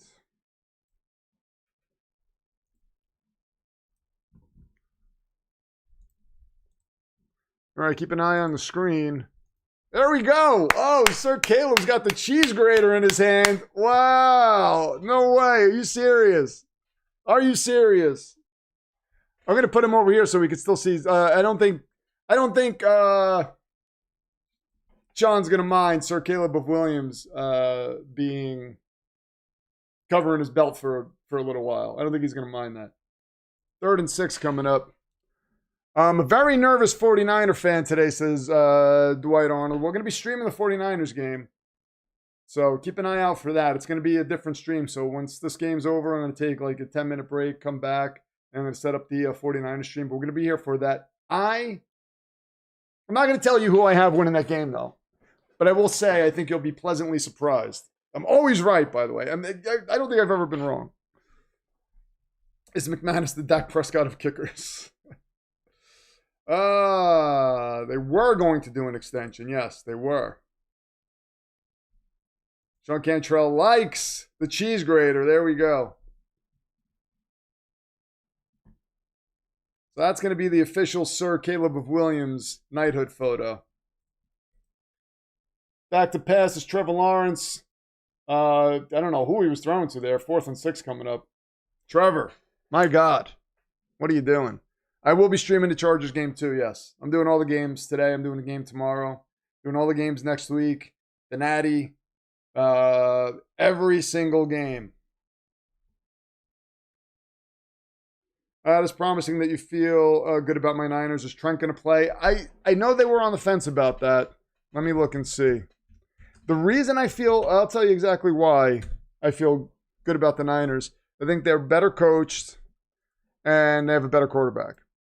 And to me, when I look at those two categories, it's hard for me to bet against that team. I know everything else. I know Philly's defense is awesome, but sometimes they cannot move the ball. And I know the Niners' defense is banged up. But as a Jets fan, I know Robert Saleh pretty well. You're very familiar with Robert Saleh. He can be crafty. He can be crafty at times. And if he can get in Jalen Hurts' head, I am a little concerned that Saquon Barkley might be able to run all over them, but he hasn't been Saquon Barkley this year. Questionable. That was yesterday, 5 hours ago. Latest injury report 5 hours ago. Let's see. Trent Williams. Yes, he's expected to play, according to Jay Glazer. So that's a big deal. That's a big deal. Dude comes in with a $5 and says, down with Lord Chair. All hell, Lord Desky's continuing this narrative. Oh, no. I never thought anyone would come in and take issue with Lord Chair, but here we are. Leave it to an Eagles fan, by the way. I never thought it would happen. It actually hurts my heart because Lord Chair is all battle-weary and battle-tested now. I think on Patreon, I'm going to take some pictures of Lord Chair so you guys can see him. But he's getting up there in age. I think Chairs, how old did Chairs age? Like 15 years for every year we age? Is that right? So he is, no, I think Chairs age 25 years for every year we age. So Lord Chair is about to hit his 70s, I think. So it's like 25 years for every year we age. Dude is your number 5 contender. Up to 350 on the stream. Let's get that up there. I'm just thankful that dude has got his attention on this Lord Chair stuff and he's not making me say nasty things about the Jets. Because I got to tell you, I am getting so, not with you guys. I know we all bust each other's chops. I don't care. You guys can say whatever you want. I would never get upset about that. But these media people that come out and give these like serious takes. Oh, when I see Devontae Adams just out of nowhere, just tossing out nonsense about the Jets. It drives me crazy. Dwight Arnold says, great answer. Thanks. My pleasure, Dwight. Thank you for tuning in, man. I really appreciate it. If you want me to highlight your comments too, you head over to the YouTube live stream and I will highlight your comments on screen. I can't do it on Facebook. But we got a great crowd over there. Very nice people. Did I show you dude's name on screen? There he is. Dude is up to 350 as your number 5 contender. Here's Stupid Josh Allen under center. It's the first time I've said that today. Stupid Josh Allen, by the way. Who doth be Lord Chair? Lord Chair, look at this. What's Lord Chair? Allen throws this downfield, overthrows. Cooks.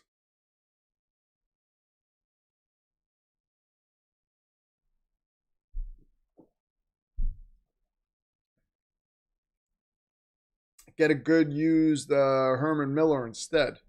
What does that look like? I need a chair that looks epic, though. I think Lord Chair has an excellent look. Oh, yeah. I never really liked those chairs. I just, for some reason, I don't like the look of them. Well, Lord Chair is comfortable as all hell. Gabe Davis. And I mean, like, this chair was like $85 or something. It wasn't, I didn't break the bank for it. Definitely gotten a lot of use out of it and enjoy retirement. So I am working with a shaman and we're going to transfer Lord Chair's soul, much like they did with Chucky. I'm going to transfer his soul into the body of another chair. So Lord Chair will still be around. He will just be in a new body. But dude, I don't know if you remember the rule that I put forward. I will do it this time. But I do not say these things unless it's $5 or more. So remember that going forward. I think you were here when I said that. Butt fumble, fail Mary. This is the last time I'm doing this, by the way. Butt fumble, fail Mary, 11-22-12 and 11-24-23. Are you going to get that tattooed on you at some point? I feel like you might. So here we go, James Cook.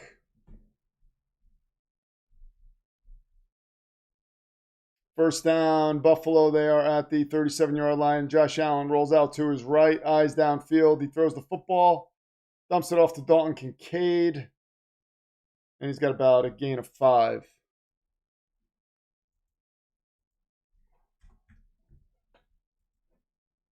You know, $2 isn't going to get it done anymore. I had to change the rule because there's no way. There's no way I'm going to disparage my Jets for $2. This isn't better off dead.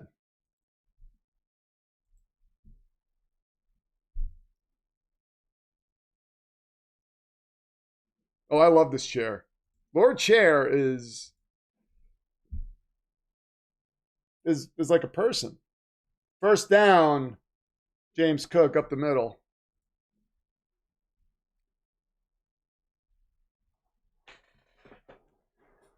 Lord Chair screaming, no, I have served you well. I have earned my rest in peace. Release me from this mortal shell. No, Lord Chair is going nowhere. Your soul will continue to be placed in new bodies for eternity. Yeah, Super Dave got the better off dead reference. Does the argument to fire LaFleur help now that we know he was on the staff during 28-3? I think it's in the cards. 60-second break. Be right back.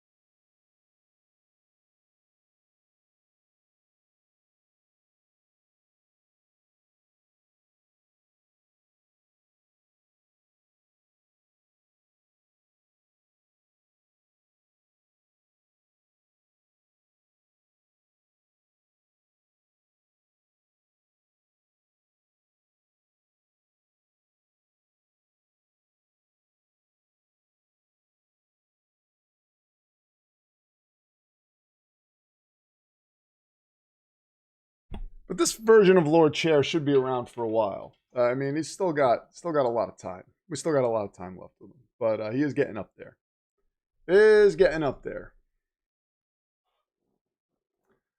Wow, I have a 13-year-old Ergo Human V1 chair that I really like. Man, Matt West knows his chairs. I did not know that. He's like the chair master.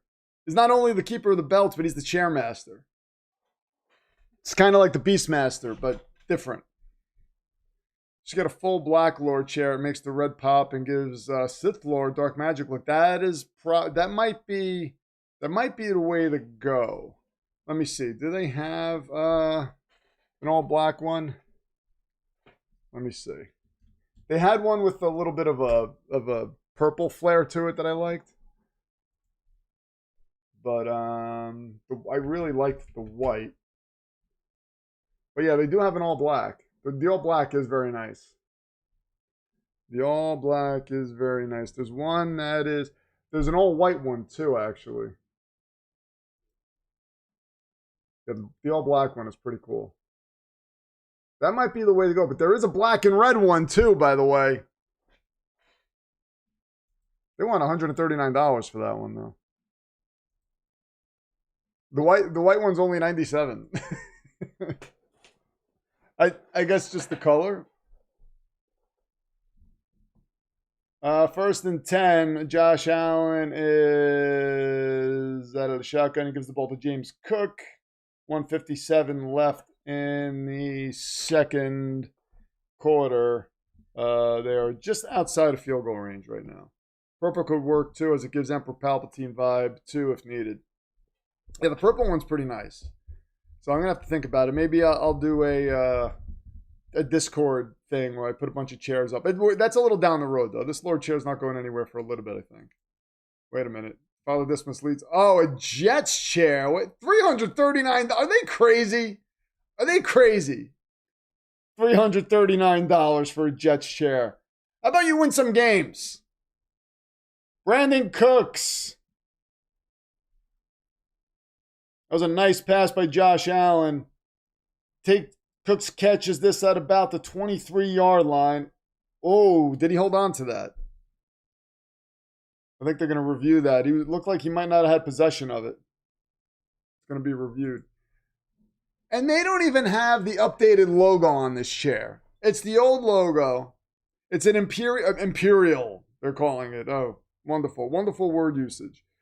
Satisfaction is our goal. Well, the fans are not satisfied. So, take that. This is Fanatics, by the way. They have the old logo on here. $340. And it's not even that nice. I don't like it. Oh, they have a thing that you can put your headphones on in the back. Good for you. Get out of here. I never want to see that chair again. Never want to see that chair again. I should get a Bears chair. You're an idiot. Shut up.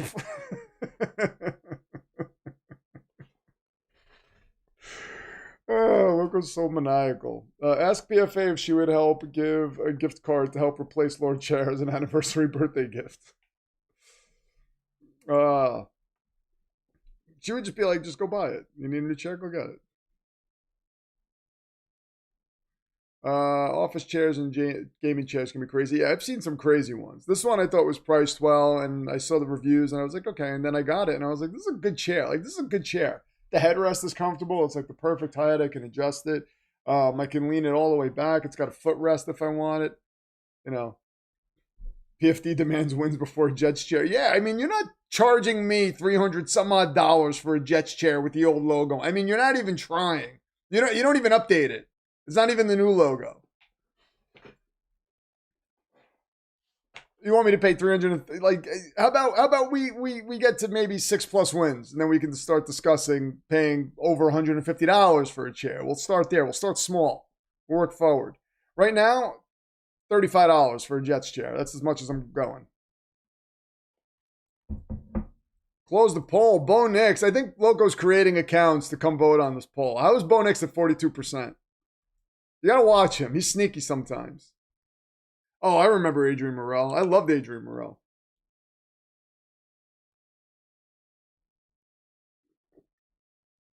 I mean, he was hitting 1,000-yard seasons when 1,000-yard seasons were like a big deal. The new Jets logo with the chemtrails. That's something that you could, the PFA version of that Jets chair, that might be something you can charge a hefty amount for, because that's, they're probably, make like 5 of them. Charge like $600. The play is overturned. That is an incomplete pass. Very nice.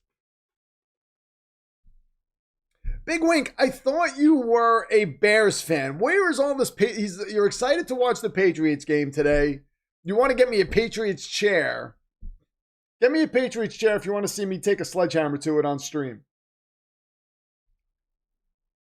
Well short of the first down. It was intended for Dawson Knox. He caught it. We got 4th down, and they are right at field goal range. Josh Allen is wondering if he's going to come off the field on 4th and 4 or if they're going to try to kick the field goal. Let's see. Dude voted for Bo Nix. Of course you did. Of course you did. He is pretty clutch. Oh, you know what? I was going to put Jalen Hurts in that. All right, you know what? I'm going to do another one. No, I'll keep it. Fine. Jordan Love is not winning, but would you guys go Jalen Hurts? All right, this is what I'm going to do. So Bo Nix wins that. We're going to put another one up. I'm Patriots through and through. I thought you were Bears through and through. Oh my God, I was fooled. I was blindsided by this. Good Lord. Well, all right. I mean, you're lucky I like you. But here we go, 4th and 4. Josh Allen and the Buffalo Bills, Sean McDermott, is going to try to Ben Johnson this. That's what we're going to call it from now on, by the way. They have 1 timeout, 2 timeouts left, rather. Jacksonville has 0 timeouts left. And they were just trying to draw them off sides. Okay. The better QB. There we go. This is an interesting one.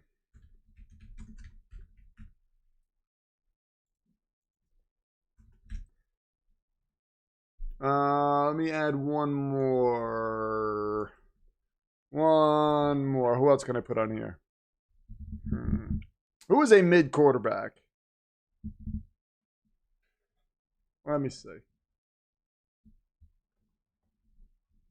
I was rooting for the Bears last night because I love the underdog story. I thought you were a Bears fan. All right. Oh, and the Bills are punting. Okay. And this will go out of bounds at about... Oh, wait a minute. Did they pin him at the 1? Yes, they are pinned at about the 1. Wow. All right, here we go. I got one. Oh, no, you know what? Yeah. Yeah, I'm done now. I can't believe it was. Thank you so much.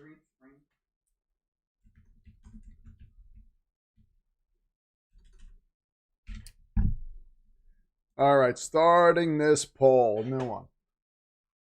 I think this is a good one. Coffin corner, beautiful punt, Jacksonville. Ball's doing a good job today, by the way. I was going to put Stroud on there.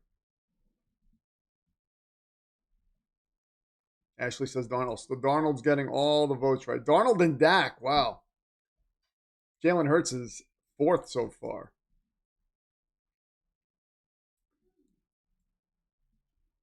Madison says PFA. All right, here we go. Trevor Lawrence, 1st and 10 from the 3-yard line.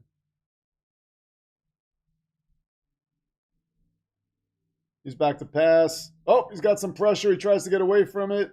He's going to run. He's across the 20. Gets taken down at about the 21. 54 seconds. No timeouts. I think they're going to spike it to stop the clock. They are taking their sweet time, though. No, they're not going to spike it. Trevor is in the shotgun. 35 seconds left. Buffalo saying there was movement. Yeah, it's a false start. That's a hell of a T-law scramble.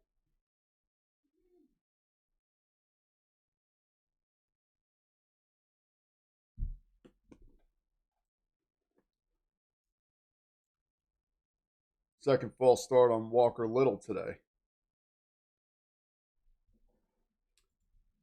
All right, we got halftime coming up. Yeah, I'm headed out on my girls' afternoon. All right, have fun. Bye. See you. Okay.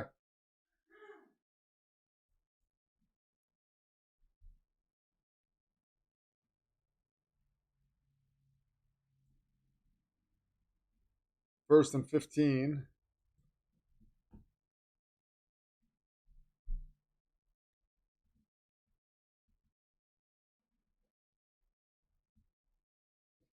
There's the snap, 22 seconds left. Trevor gets the ball off to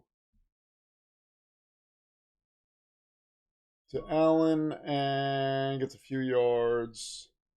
15 seconds left.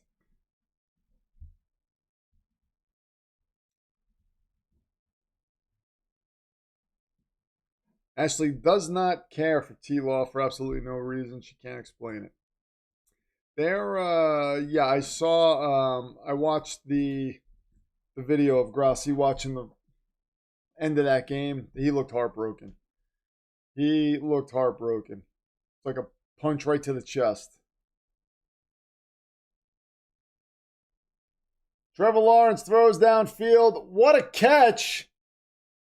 But they are not going to be able to get down there and stop the clock. 5, 4, 3, 2, 1. Oh, wait a minute. Did they? No one was set. There's a flag.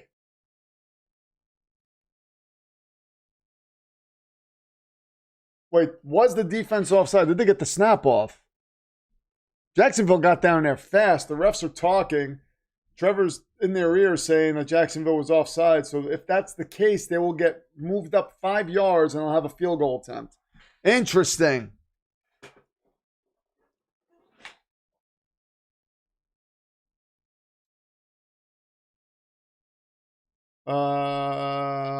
When did the defensive foul occur?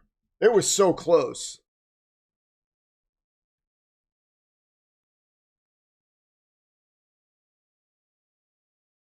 Oh, no, he didn't get it snapped.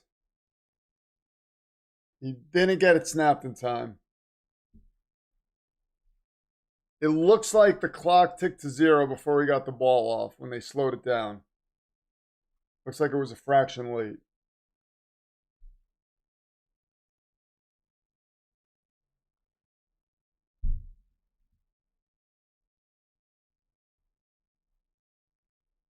I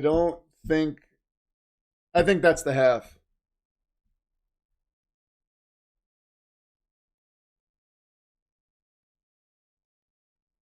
Oh, it's like a fraction of a second.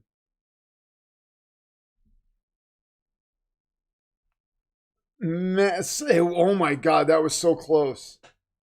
It looks like it just ticked down to 0 before the center's hand movement occurred.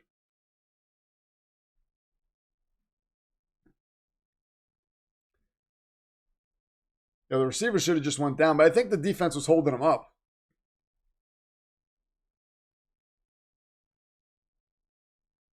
Whoa! They're saying the offense did get set and wow, it looked like the ball oh man, I would be so pissed off if I was Buffalo right now. Wow. Wow.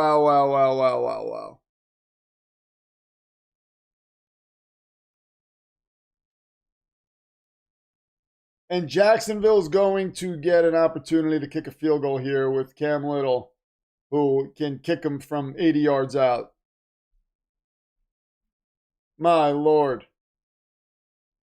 54-yard attempt. That is BS. Yeah, that clock was at 0. That is controversial. I mean, wow. That was insane. Buffalo got robbed on that. I'm going to give Jacksonville. I've never been more confident in my life that Cam Little's going to make this field goal to tie the game up. Never in my entire life.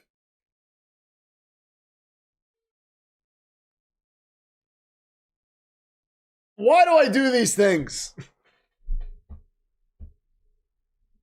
Oh my God, are you kidding me? Why do I say these things? Oh, we are at halftime. Good God. What are we at, half face? Oh, my Lord. All right.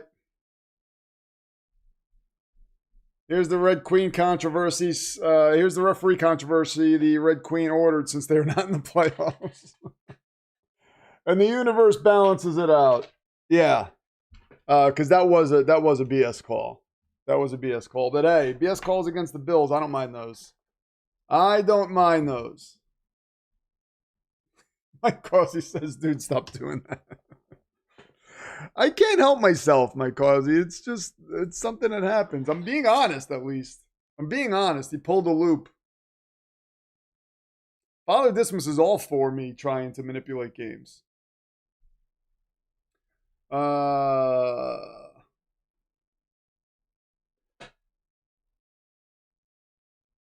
I thought jinxing isn't a real thing. Isaac is the one that said that. I just happen to agree with him. I never really gave you my full, entire take on jinxing. I mean, it could be fluid. One day I could think it works, and then the next day I could have new information and say, you know what, I take that back. You never know. Oh, man. I'm going to rant when oh my God, how is Bo Nix winning this goddamn poll? Are you serious? I'm telling you, Loco is creating accounts just to come in here and vote on these polls. This is insane. I can't, no way. I could see better than Jalen Hurts. Better than Dak and Sam Darnold. Oh my God. If I put one up with Mahomes and Burrow on there and you guys pick Bo Nix, it's over. I'm ending the stream. And I'm never coming back. Why is everyone missing so many kicks? Yeah, I don't know. What if the man making videos about curses is the curse? The curse is broadcasting from inside the house. The call's coming from inside the house. Oh, man. I can't believe Bo Nix is winning this poll. This is a travesty. It's an absolute travesty. Broncos fans don't lose online polls. There's a long storied history of shenanigans. I feel like I'm learning that in real time right now. Oh my God. Remember, he's Loco Monkey 45, meaning we have another 44 crazy simians running around. I wonder who they root for. Sam Darnold tied it now. Sam Darnold's probably going to throw an interception now. Let's see what's going on Discord. PFD, you don't learn your lesson.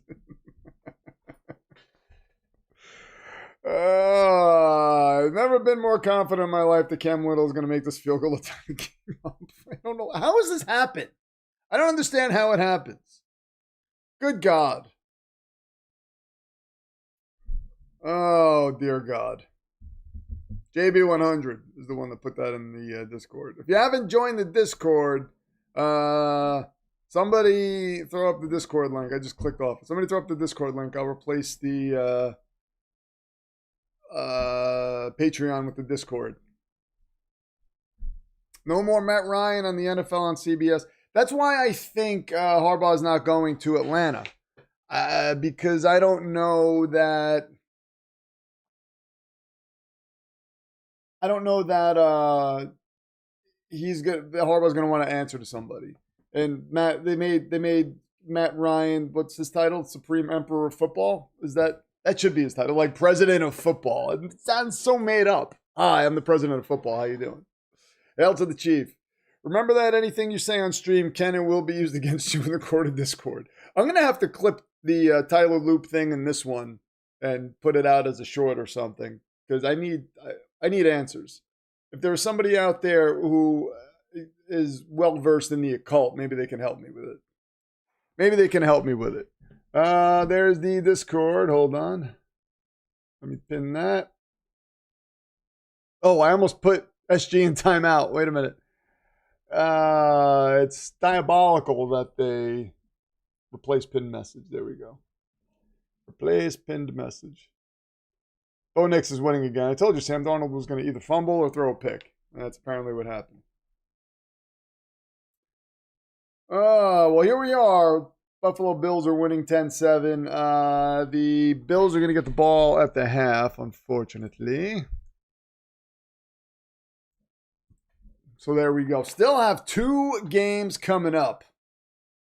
Harbaugh's agent is son of the former Packers president, and Harbaugh has a house on the Upper Peninsula of Michigan. I think Ed and his agent will talk because they have a relationship with each other. So there are so many. There's also this whole narrative surrounding Harbaugh in Miami. Miami's, what's his name? Stephen Ross. The Harbaugh, he loves the Harbaughs, and they're very close. And Harbaugh's daughter lived in Florida, and yada yada yada yada. I don't know. There are all these narratives. I think the thing that's going to matter the most, hands down, is how much control do I have, and is your team in a position where I can do something with it now? I think that's it. I don't know that no taxes, location, I don't know that any of that's going to matter. I think he's going to look, do you have a quarterback? Do you have a team I can win with? Do I like the roster? And how much power are you giving me? And then, the money, of course, but the money's all going to be similar. So a few million here or there is not going to make a difference to him. Those things are going to matter the most. And it's going to be, if Buffalo loses this game and they fire Sean McDermott, I can't imagine Buffalo's not going to reach out to him. And is that enticing? Oh, you're going to give me Josh Allen and James Cook. Oh, I have a decent defense. I can work with that. I mean, Green Bay would be very enticing. Buffalo would be very enticing. The Giants would be enticing. And the Giants, so with the Giants, you could say there's also the market there. But is that going to matter to him? Because, yeah, sure, he wins in Green Bay. Fine, people have won in Green Bay before. He wins in Buffalo, he will be a king. But if he wins with the Giants, if he wins in New York, he becomes like the Lord God of all emperors. And if you win with the Jets, my God, you're supreme ruler of the universe. Did the Dolphins request the interview with Chris Shula? Did they? I could see that. Chris Shula looked a little confused yesterday, though. Who's more enticing? Green Bay has Micah Parsons, Jordan Love has a good receiver room. Just need to adjust special teams. And he is a special teams guy. No, Green Bay is very enticing. I don't know how he would look at it. If it were me, Buffalo, because, best quarterback in the league. And you could disagree with that if you want, but I think Josh Allen's the best quarterback in the league, as much as I hate to say it. Drake May might have something to say about that, but I think that alone would be a big reason to want to go to Buffalo. Because he could look at Green Bay and say, Mike LaFleur is a pretty, I don't know. You could say Matt LaFleur, sorry. I want Mike LaFleur so bad. His name just keeps running around in my head. Matt LaFleur is a pretty good offensive mind, and they're, falling short with him. But Buffalo had McDermott, who was a defensive guy and couldn't get it done with Josh Allen, and might have a better shot there. I mean, we don't know what his thought process is. But the way I would look at that, likely, I would look at it, if it were me, Buffalo, Green Bay, New York. That's if Green Bay is available. We don't know that's going to be available. I don't know if you want to try to build around Penix. Yeah, Penix is. I like Penix as a quarterback. I think he could develop into something, but he is hurt so much. So they're moving the Jets to England. I mean, might as well. I don't know. Move the Jets somewhere if it helps. Maybe them being a New York team is what's holding them down. Drake May is going to say Drake May. Yeah, he's like Groot. That's all he does. Drake May is the Groot of the NFL. I am Drake May. Oh, that's going to be, nobody steal that. I'm doing that. That's going to be an NFL in the quarterback bar. Nuka says, I just stopped by to like the stream. Can't stick around. Appreciate it, Nuka. Richest dream off season. Get Mike LaFleur and trade up to one for Mendoza. Oh, my God. Yes. That is the dream. I would go to sleep with a smile on my face every night and wake up with a smile on my face. This is a Trevor Lawrence commercial. I don't mind Trevor Lawrence commercials. I do mind Josh Allen commercials. Really quick 60-second break again.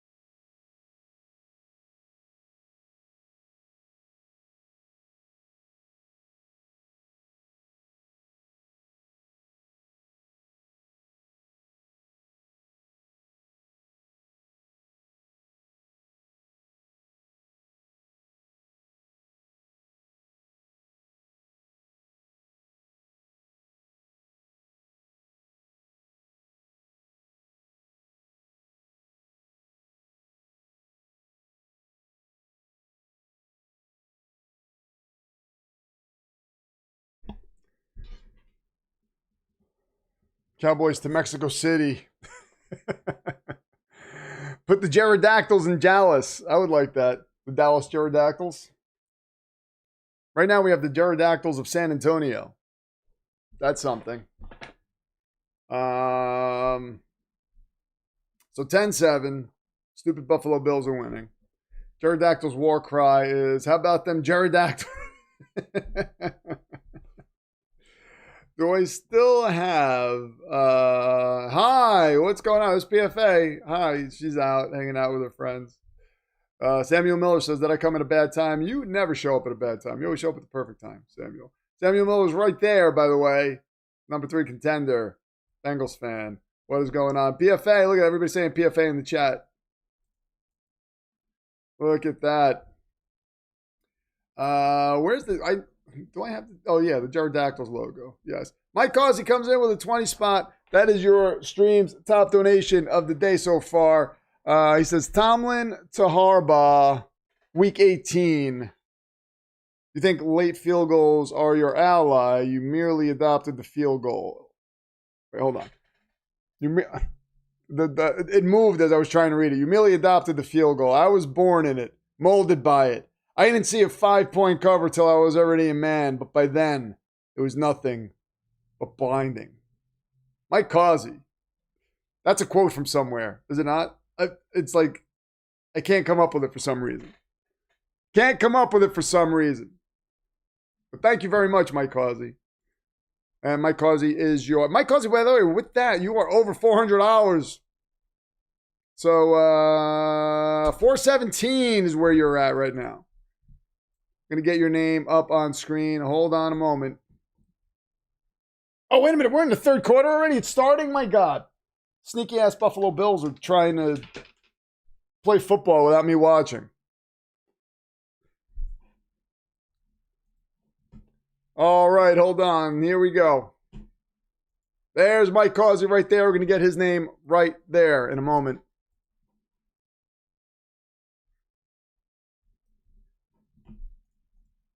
Hold on.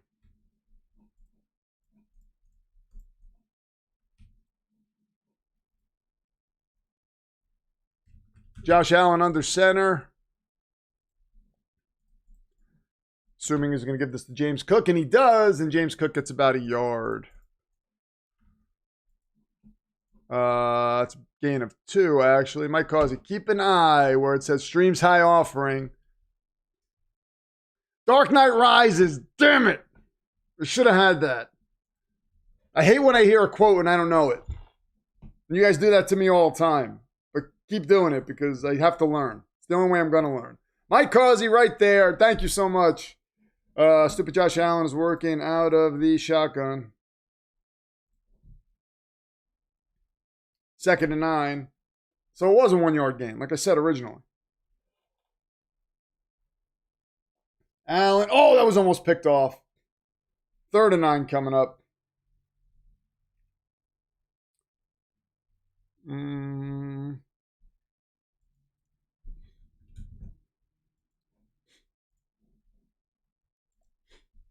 Hold on. Mike Causey's over the $400 mark for the first time this season. Thank you very much, my friend. Really appreciate it. Dark Knight Rises. End of half face, yeah. I got to get into the third quarter there. Shakir makes some nice moves and gets the first down. Fights for the first down. First down Buffalo. Damn it. All right.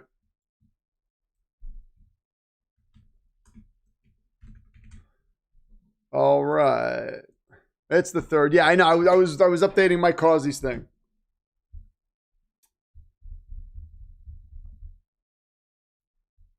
TK Carter, the actor who played Knowles the Cook in The Thing, just passed away. Oh, man. I might have to put a Thing poster up at some point. Yeah, we're in the third quarter. 1st and 10. Josh Allen pump fakes, gets the ball off, and that is caught over the middle by Khalil Shakir again, and they are in Jacksonville territory at about the 45. Hooray for Mike Causey. Hey, where's this from? Come out to the coast, we'll have a few laughs. I know that. Oh, wait a minute. There it is. Right there. PFA, are you I don't know if she's still on. Are you by yourself or is everybody with you yet?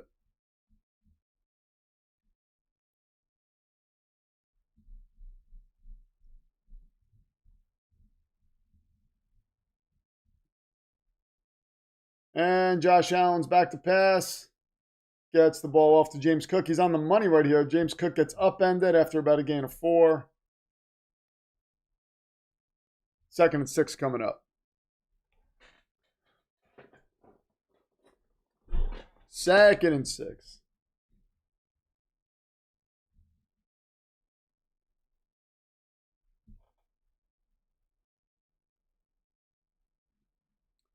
The thing is classic, says Mike Causey. It's not even the kind of movie I generally like, but it's just so good it transcends genres. And the practical effects were insane. I love the practical effects in that movie. 2nd and 6. Cook gets about a gain of 1. I'd rather see the Bears play the Eagles again over the Rams. What do you think? I don't know. I maybe. I think so. I don't know. I'm just curious to see what the Bears do. Like, the Bears right now feel like the most exciting team in the NFL. So I think anybody they play is going to be. They're a dangerous team. I could easily see myself picking the Bears over the Eagles and the Rams. They are a frightening team right now. I think I see them more so beating the Eagles and the Rams, honestly. But both of those teams have their problems. It's a first down by Buffalo. Pass to Gabe Davis. Just got the first down. Eagles have just been a frustrating slog. I think Rams Bears would be way more fun to watch. She's our friend and she's crazy. I don't know what is that from. Oh, Stranger Things.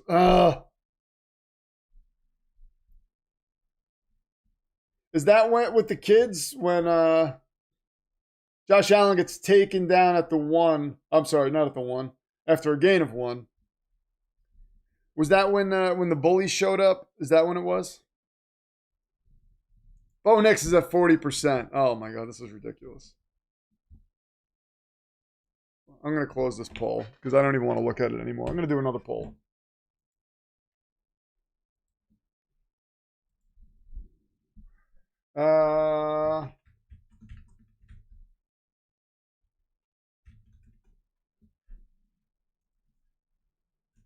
Okay.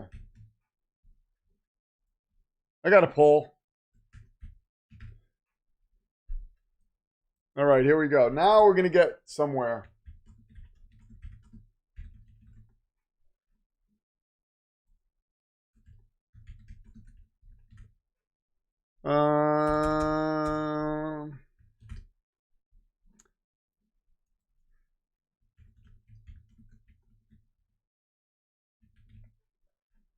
I got a good one.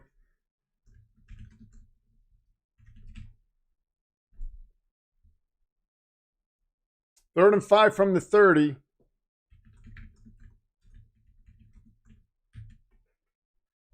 I got another poll.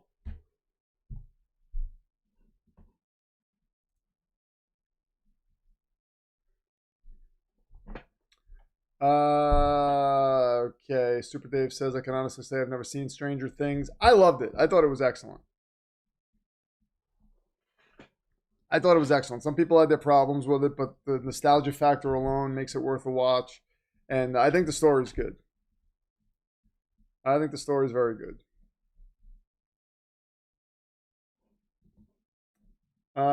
Did I get another poll up? Oh, the poll is not up. Maybe it won't let me do it. Hold on. I closed the poll by accident. Okay. Sorry. Hold on.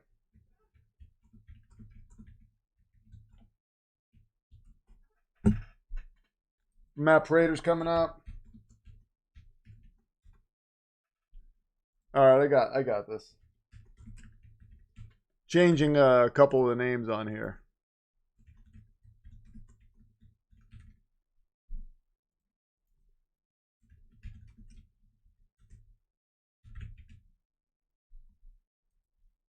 Is it up? There we go.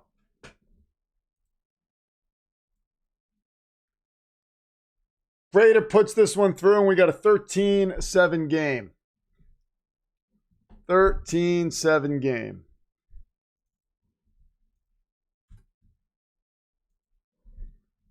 And Baal will move to the Jacksonville side. Bo Nix won an invisible pole, yeah.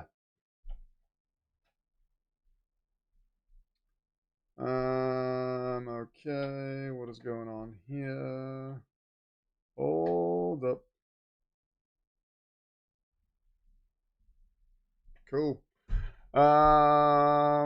Broncos legend Matt Prater. Oh, looks like Bo Nix doesn't have the juice when Baker Mayfield's involved. What happened? What happened? All of a sudden, all the aura has just washed off of him when Baker walks into the room. And when CJ Stroud's behind him, Bo Nix is like, oh, I'm only third in this category. Well. Look at that. Start creating those accounts, Loco. You got a lot of work ahead of you. Start creating those fake accounts. Because you're going to need it. Baker Mayfield at 50%. This is embarrassing. It's crazy how Sam Darnold lost to Bo Nix, but Baker Mayfield is just mopping the floor with him. Like, I've never seen anything like it. This is like when the Ultimate Warrior fought Triple H in that squash match at WrestleMania a bunch of years ago. Oh, Bo Nix is caught up to CJ Stroud now. Loco's fast at work with those fake accounts. I wait for the show to end before I commit to a series. I hate so many good things get canceled and don't know how it... Yeah, that bothers me. That bothers me. Sometimes I usually wait to see if it's worth watching. Like, I usually don't watch things right away unless it's something that I trust. Like Santa Clarita Diet. I don't know if you ever watched that. I thought that was a great show. I thought that was an awesome show, and they just stopped it, and it made me mad. When they weren't going to continue that, I was like, oh, are you kidding me? It was such a good concept. And it was funny, and there was a lot going on, and they just stopped it. Super Dave says, I'm just pointing out 30 votes on the QB poll, but only 19 likes on the stream. Come on, people. How did John Gruden get into the fired coaches lounge? He's been sitting there for a while. He's been just hanging out there for a while. Santa Clarita Diet was an amazing show. Yeah, I like that show.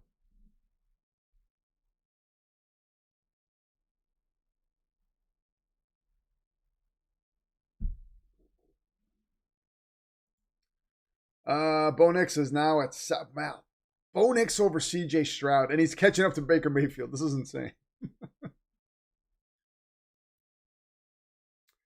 My guilty pleasure back in the day was Terminator Sarah Connor Chronicles, and then they end with the great cliffhanger in season 2. I used to watch that show, too.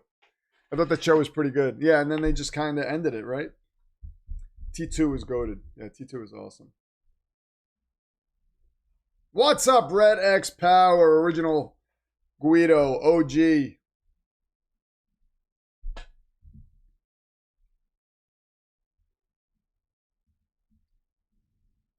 Somebody was like, oh no, Mike McCarthy quit. He didn't get fired. I was like, come on.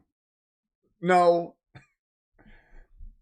You think Mike McCarthy was just like, yeah, I'm going to quit. Come on. Mutually agreed to part ways. That's a way of saying, I'm going to help you save face a little bit, but we don't want you anymore. Parker Washington with about a 13-yard gain. 8 minutes left in the third quarter.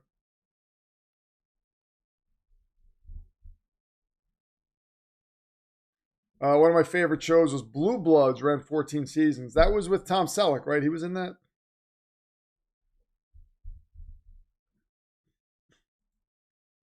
My God, Bo Nix is catching up to Baker Mayfield. Are we serious, people?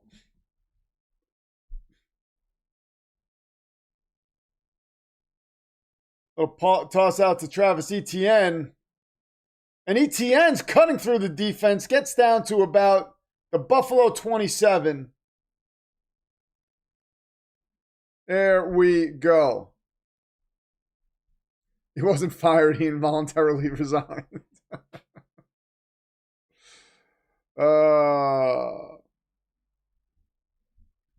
You know what show I thought I liked, but then I felt like it kind of fell off was The Following. You remember The Following? Kevin Bacon. I thought that show was really good at first, and then I started to not like it after a while. Broncos fans here are hyping picks. Yeah, it's crazy. Throw up to Brenton Strange. Tre'Davious White breaks that up. Bo Nix is tied with Baker Mayfield. Now this is, come on. There's only 19 votes on this poll. I feel like people are changing their votes to drive me crazy. This is not a real poll anymore.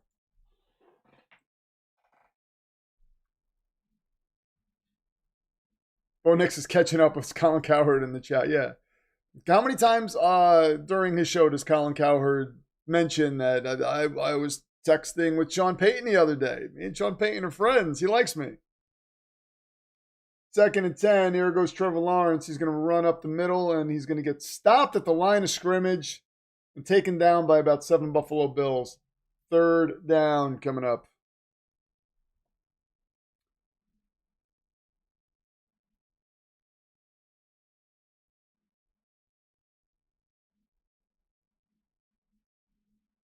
I found out that apparently what happened is he got laid off 5 years ago and no one ever told him about it, but through some kind of glitch in the payroll department, he still gets a paycheck. What is that from?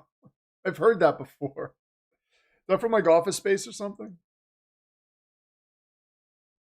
3rd and 10 from the 26. Lawrence working out of the shotgun. 4 wide.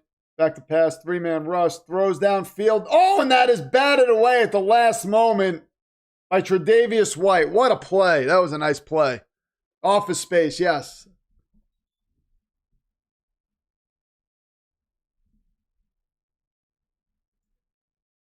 Colin Cowherd and Stephen A. both think they're the greatest gift, and they think what they say is gospel. Yeah, Stephen A. Smith, like that whole he should stay in school to avoid the Jets take is stupid. I'm glad Garrett Wilson called him out for that. I'm so glad Garrett Wilson called him out for that. Office Space was an incredible movie, by the way. I love that movie. Kick is up and it's good. See, it's not that I'm lazy. It's just that I don't care. It's one of my favorite lines. That movie's, I feel like it's very underrated.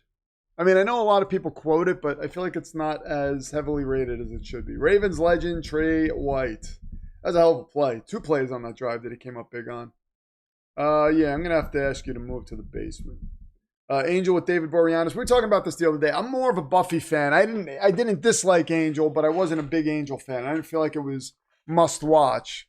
But PFA got me into Buffy. Here's the Christopher Walken commercial, by the way. Somebody commented on one of my videos and said, I feel like you can do a great Christopher Walken. I mean,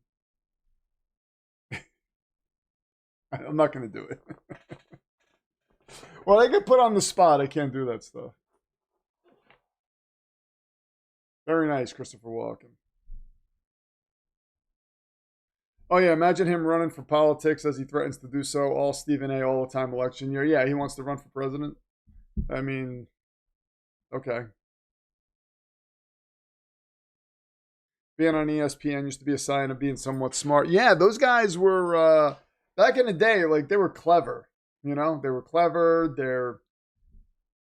It's like a cesspool of weird hot takes now. Buffy's my favorite show of all time. I love Buffy. Yeah, Madison Duncan loves Buffy. Currently rebranding is here. Careful, Samuel, before PFD sends you to permaban. Wait a minute. What did Samuel say? Let me go up and find that. Did you see that article that says Mendoza is a 5th rounder? What? Who wrote that, Loco? I see Bo Nix is at 41%, and it's driving me crazy. There's no way. There is no way Bo Nix should have 41% of the vote right now. This is fraudulent. Thomas Walters comes in on Facebook and says, Duval. That was before Disney took over ESPN. Bo Nix is in the lead.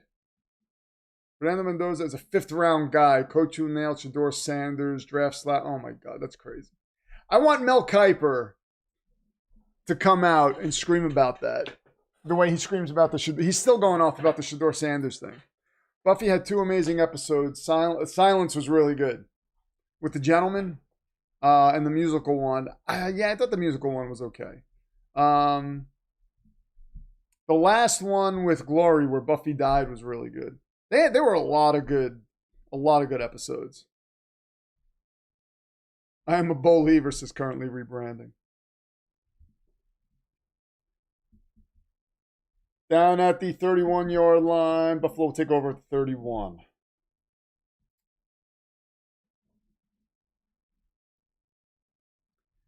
That's what I believe, Ryan. I believe everyone's voting like that just to be, you know what? Now, no more polls. You're making me do it. I have to drop the hammer down. No more polls. You see? Guys ruin everything.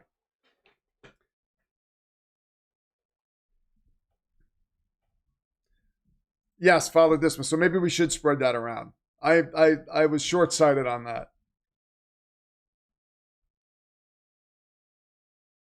First down. I'm sorry. First down, James Cook gets about a gain of 2. Father Dismas says, see, the thing is that if that narrative about Mendoza being a 5th rounder holds, Vegas would be eager to trade back with the Jets. Huh.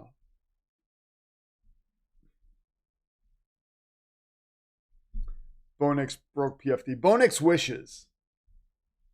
If he gets to 50%, then I might break. Don't blame me. I voted for Mayfield.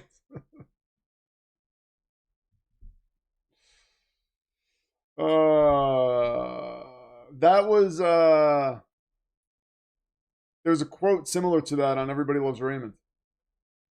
Josh Allen gets taken down at the 20 when his wife was trying to be school body, like student body, whatever, some kind of president for the school. And that guy Parker was also doing the same thing, and Ray voted for the guy because he didn't want her to win. So at the end of the episode, the guy calls her, and then she's got to do some work for the school because she accepts it. And then Ray's mad because now she can't help with the kids because she's doing stuff. And the daughter says, I want mom. And he goes, don't blame me. I voted for Parker. Back to pass is Josh Allen. That is incomplete. Where was he throwing that? 4th and 20 coming up.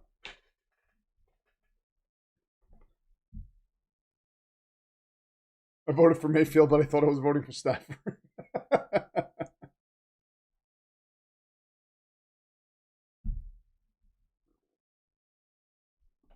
I never saw Elementary or Sherlock.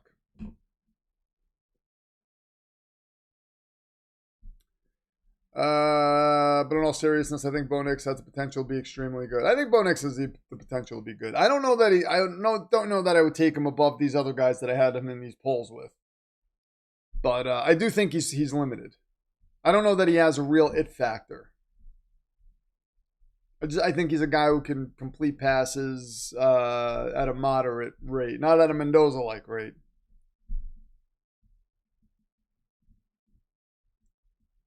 Soldier, what's going on? Good morning to you. It's 3 o'clock in the afternoon here, though.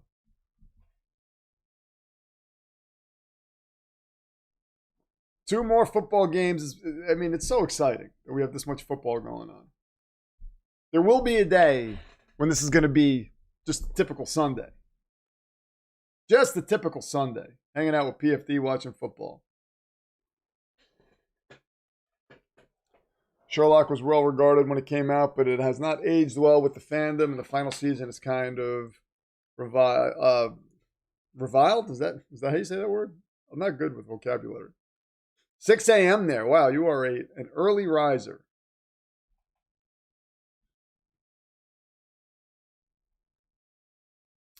He's a mediocre quarterback. It's not a bad thing. He's only as good as who's around him. Better have a top 10 D and top 5 receivers. Yeah, I think I don't know. I don't know that Bo Nix is a guy who elevates a team. You know what I mean? So that's the way I view him. Ready for some XFL/UFL? No, my God. I don't think I ever want to see one of those games again. They're going to have to severely up their play if they want me to do their streams. I mean, I'm going to have to talk to The Rock about this. Be like, Dwayne, listen, quality of football is just simply not good. I'm not going to sit here and talk about your football games when the quality of football is worse than watching Oregon play Indiana.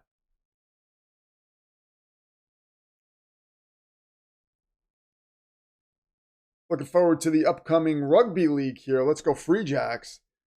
So, let me see. That could be interesting, actually. Major League Rugby. All right. MLR. For a rugby demon. Wait a minute. So we've got the current team. So wait, you said the Free Jacks. The New England Free Jacks. That logo's crazy. It's a man holding a lantern. The Chicago Hounds. I like that logo. California Legion. That logo's stupid. Anaheim RC. Oh, the Anaheim Rugby Club. That's actually a cool name. Just like for a rugby team. That's like the Washington football team. They should have stuck with that. Old Glory DC. I like that too. Wow, these are pretty good names. Seattle Seawolves. That's kind of blah. Just like, oh, we're Seattle. Let's be bright green and navy and call ourselves the Sea Somethings. Little overplayed, but the Old Glory DC and the Anaheim RC. I like that. Let me see. What team? I have to pick one of these teams to support now. I might have to support Old Glory DC. Yeah, I'm a fan of Old Glory DC. Yeah, that sounds good. I like that. Old Glory DC. Let's go. We're going to get some rugby games going. Or they called matches? They call them rugby matches. I got to brush up on the rules. Can you forward pass?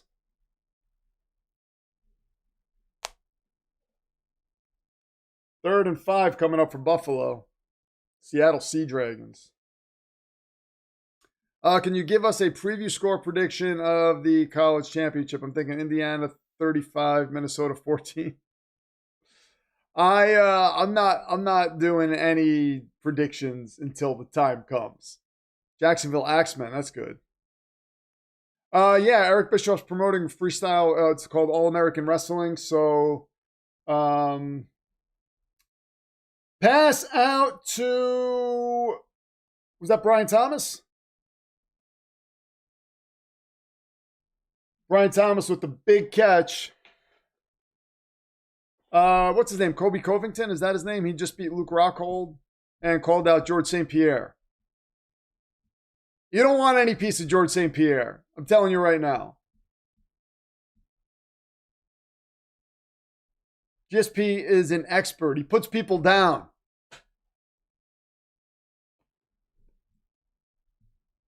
We have no answers on rugby.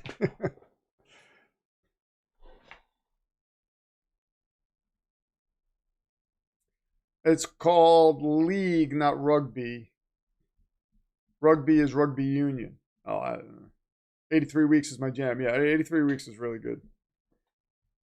With Conrad, the mortgage guy. 2nd and 7. Save with Conrad. Save. I'm promoting Save with Conrad right here. I wonder if he knows. Pitch out to Travis Etienne. It's about a gain of 5. We got 3rd and 2 coming up. GSP is a hack and doesn't deserve any shots. What? What? Are you crazy? You cannot disparage GSP. Not on this stream. Oh, I have no idea who GSP is. GSP is a gentleman warrior. It was so funny though because he's a Canadian Frenchman, so his English is always a little rough, and I think it was Nick Diaz, not Nate. Nick Diaz. When Nick Diaz was looking for a title shot. Throw over the middle in the UFC I'm talking about. That is caught.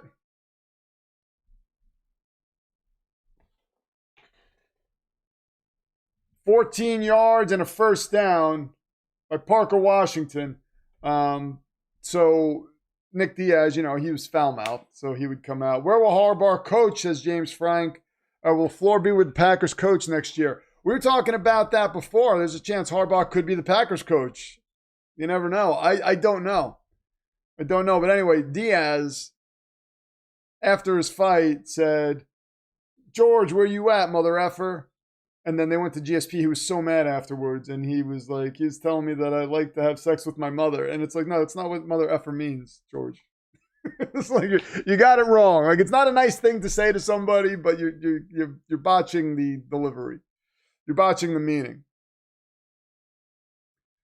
More gentleman than Hunter Hearst Helmsley. He was Lord William of Regal was the ultimate gentleman, by the way. We're going into the fourth quarter, ladies and gentlemen.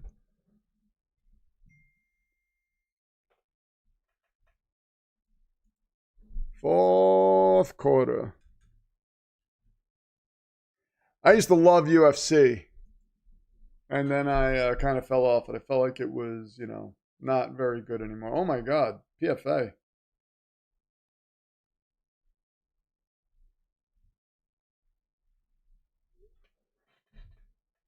Also move ball. Yes, I got to move ball. Stupid ball. There we go. All right, ball. Harbaugh to the Steelers after the Steelers lose in the first round. Again, says Madison Duncan. Yeah, I don't know. I don't know that the Steelers are going to get rid of Tomlin. I don't know that the Steelers are going to get rid of Tomlin. But yeah, Harbaugh, I mean, for me, I think it's between Buffalo and the New York Giants. Assuming Buffalo loses today, which I think they're going to do. I think they're going to move on from McDermott because Harbaugh's available. And I think that would be an enticing spot for him. But if LaFleur leaves Green Bay, that's an enticing spot too. So Diaz was a showman. The brothers weren't warmed up until they lost a lot of blood. Yeah. Yeah. They were phenomenal. Remember when he fought Anderson Silva? He was just trying to mock him the entire fight. Ball was doing well, and then he got a little tired, I guess. This is a lot of football for him. I lost interest. It was right around the time they had that Nike deal. I'm sorry, the Reebok deal. Where the fighters used to come out, they would have shirts made by Affliction and everything, and it was cool. They had their own personality.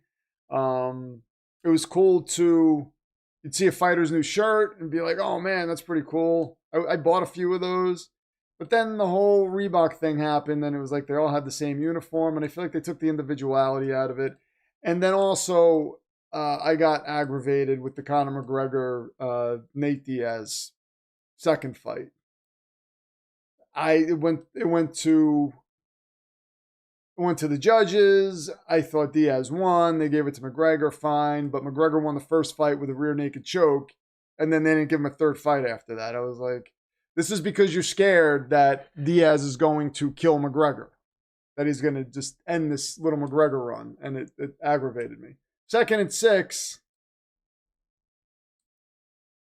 Trevor throws to Parker Washington again. He dives forward, gets close to the first down marker. He's at about the 6-yard line.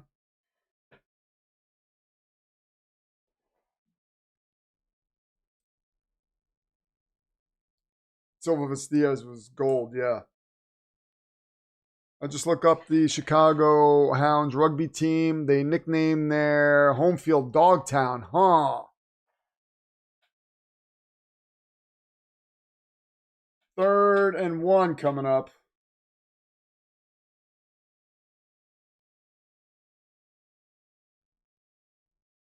Tootin is in the backfield. Trevor dives forward, and that's a first down. So we're going to get 1st and goal from the 5. 1st and goal from the 5. Did UFC steal Reebok from Rampage? Did they? I didn't know that. I didn't know that. There was a a cool Rampage Jackson video recently where somebody did an AI video of like a soup, and then it looks like there was an egg in the soup, and when it turned, it was Rampage Jackson's face. he got all pissed off. He's like, "Who the fuck would do something like that?" Scary thing Jacksonville has done most of this without Hunter this season. Yeah. That's another thing. Like, oh, Trevor Lawrence tries to run. He gets knocked down at the line of scrimmage. How much did Jacksonville give? Jacksonville gave up a lot to move up and take Travis Hunter. So the Jets at number 2. I mean, if a team really likes, let's say Dante Moore does come out, even if he doesn't come out, if a team really likes a player and they're like, we need this guy's going to help put us over the edge, I mean, they might come hefty with an offer. So, and then Connor broke his leg and all the excuses. Dude, you lost. Yeah. When McGregor was going to fight Jose Aldo, touchdown, Jacksonville to Parker Washington, and Jacksonville takes the lead. Excellent. That's right, Trevor. Let's go. Let's go. Excellent. My 38-17 prediction was way off. I got 24-20. That could happen. 24-20 could happen. But yeah, when he was gonna fight Jose Aldo, I was on the McGregor train. So I was getting sick of Jose Aldo winning. I got mad when he beat Uriah Faber. But then after that, when he was fighting Diaz, I was like, nah, I want Diaz to win. It was just like, come on. Sonya Blade, yes. Larry Fitzgerald. So we got Cohen really has this team humming. Yeah, he is an excellent coach. 60-second break once again. I'll be right back.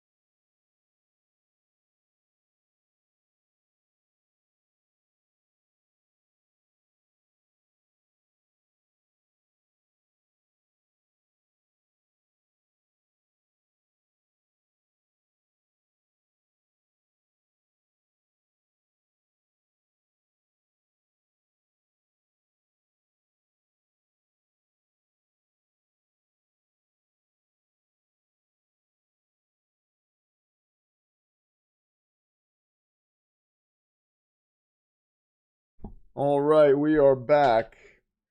I don't know what a Jaguar is, but I know what a Jaguar is. I hear people say Jaguars all the time, and I don't. I'm like, is that how you're supposed to pronounce it? Like I don't pronounce it that way. I say Jaguars. Oh yes, the best was when Holly Holm put Ronda to sleep. Yeah, Ronda Rousey would drive me insane with that hip toss to an armbar, and it was like that's the only trick up your sleeve. And then Holly Holm came out with the hands. And was like, da-da. That was early on in women's MMA when, people weren't quite as well-rounded. So a bunch of the first fights that she had. And plus, they were putting her on a pedestal. Like, she's the best pound-for-pound woman. And I was like, she has that one move she does really, really well. Like that judo flip to an armbar. But other than that, she's got nothing.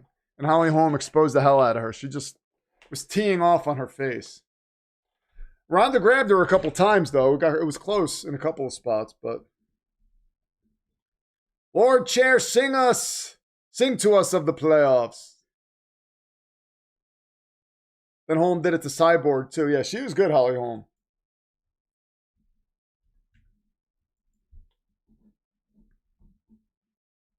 Women's MMA was awesome, though. It started out frustrating with Ronda Rousey, but then it was Miesha Tate that she would beat, right? Miesha Tate was the other one, but I think Ronda Rousey just handled her.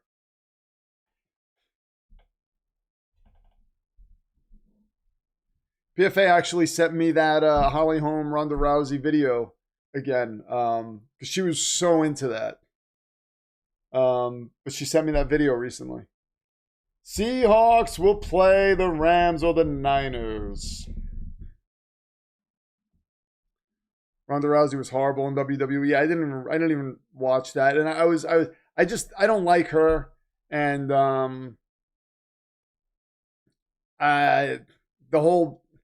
she kind of was trying to take over the Roddy Piper look, and I was like, no, you're not worthy of that. I'm sorry. Stop.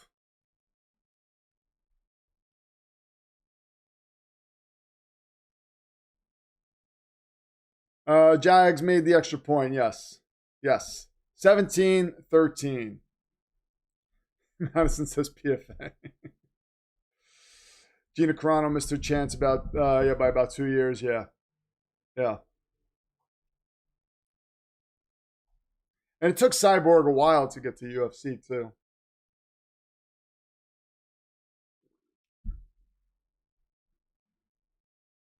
First and 10, Josh Allen under center from the Buffalo 35-yard line. 12:55 left in the fourth quarter. Pitches this out to James Cook. Cook gets about a gain of 6. 12:48 left.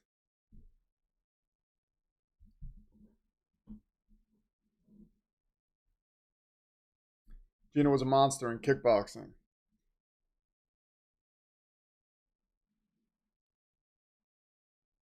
And the Piper look isn't allowed to be copied. That's what I say. It said Rowdy in like the same flame type of font. It drove me crazy. I was like, come on. 2nd and 4.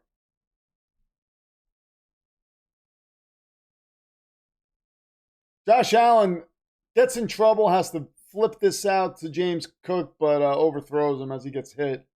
One of the greatest lead-ups to a fight was both of them involved Dan Hardy. I love Dan Hardy.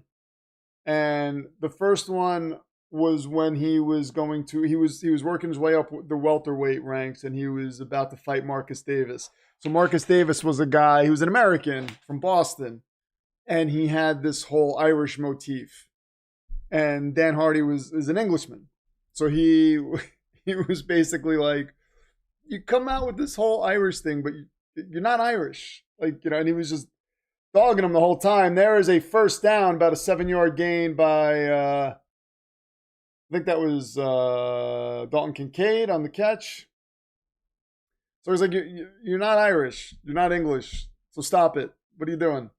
And Dan Hardy, Marcus Davis was getting so pissed off. And then they fought, and Dan Hardy ended up beating him. And then when Dan Hardy was leading up to the GSP fight, the only loss GSP had at that time was to Matt Serra. And then he ended up beating Matt Serra, getting the title back. And they did a lead up of, them training and everything beforehand. Josh Allen back to pass, throws over the middle, wide open is Dawson Knox for 24 yards. And they are in Jacksonville territory now. So they had these episodes that would lead up to the fights. And you'd see them training and they'd be talking and whatnot. And at the end of one of the episodes, you see Dan Hardy walking into a gym. And it was Matt Serra's gym. And I was just like, oh my God, he's going to train with Matt Serra. That's crazy. Sanchez versus Guida. Oh, Clay Guida was like a machine, man. Buffalo's at the 28-yard line. Passes over the middle to Gabe Davis, and he drops it. Chris Lieben was like a machine, too. Like, you just punch him in the face, and he would just take it and keep coming forward. Or Clay Guida was like, he had like a nonstop battery. Sanchez was good, yeah. Diego. You see, I liked Sonnen. I like Chael. I like the brash attitude. And we met him. He was so nice to us. Forrest Griffin was so nice to us. They were all. And we met Uriah Faber. Chad Mendez. Chad Mendez he was nice, but like the other ones were would talked a lot to us. More so, Forrest Griffin was trying to be my best friend. Felt like I feel like we were buddies, and Chael was very nice.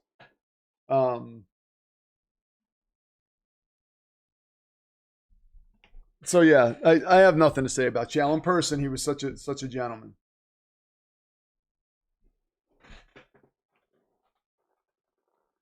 And he appreciated his fans, you know. So I have appreciation for that.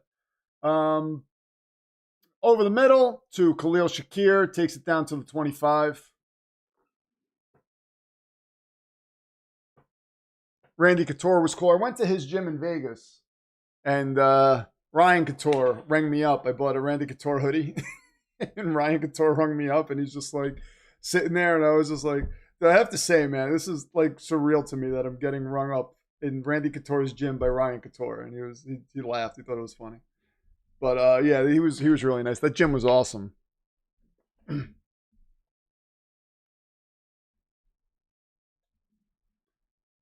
Tank Abbott before his jaw became glass, and before he was in WCW too, and Friends. Josh Allen's going to run up the middle, and he slides. He's at about the 18-yard line. Jacksonville saying, yeah, that's a first down. That's a first down. I've been watching the old WCW stream on YouTube. Lex Luger was really over in WCW. He shouldn't have left. He was. Yeah, he was. The Human Torture Rack was a pretty cool move. There's a challenge flag by Liam Cohen, not Combe.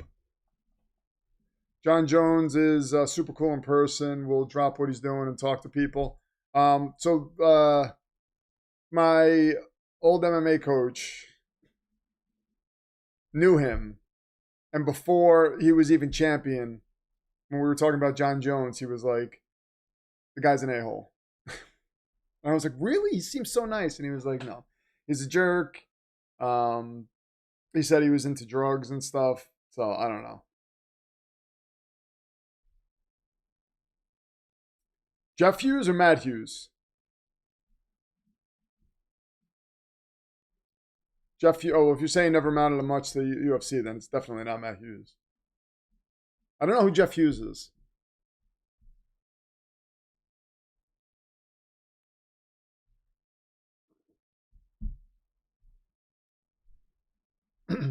'80s WCW, early '90s, not the Nitro era. I liked the early NWO stuff. Loved the early NWO stuff, but then they watered it down so much. Everybody was in the NWO, and it was like, what do you? So I never understood. Eric Bischoff was like, my goal was to try to make it like NWO versus WCW, but it didn't make sense because it's like, so NWO is going to be its own wrestling promotion. Like I don't get it. It would have been cooler if you just kept that small faction and they won all the titles and we're like, we run this thing.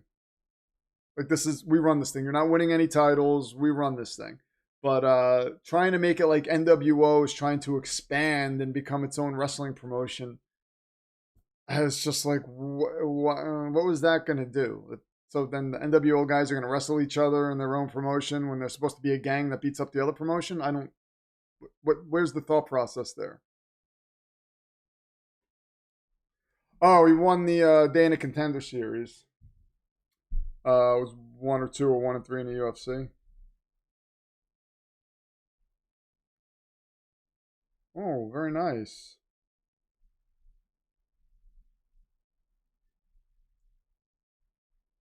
All right. Doing a brand split like NWO was on Thursday. Yeah, no, I remember him saying that they were going to do his thing was to have NWO be Thunder. But it was just so like who cares?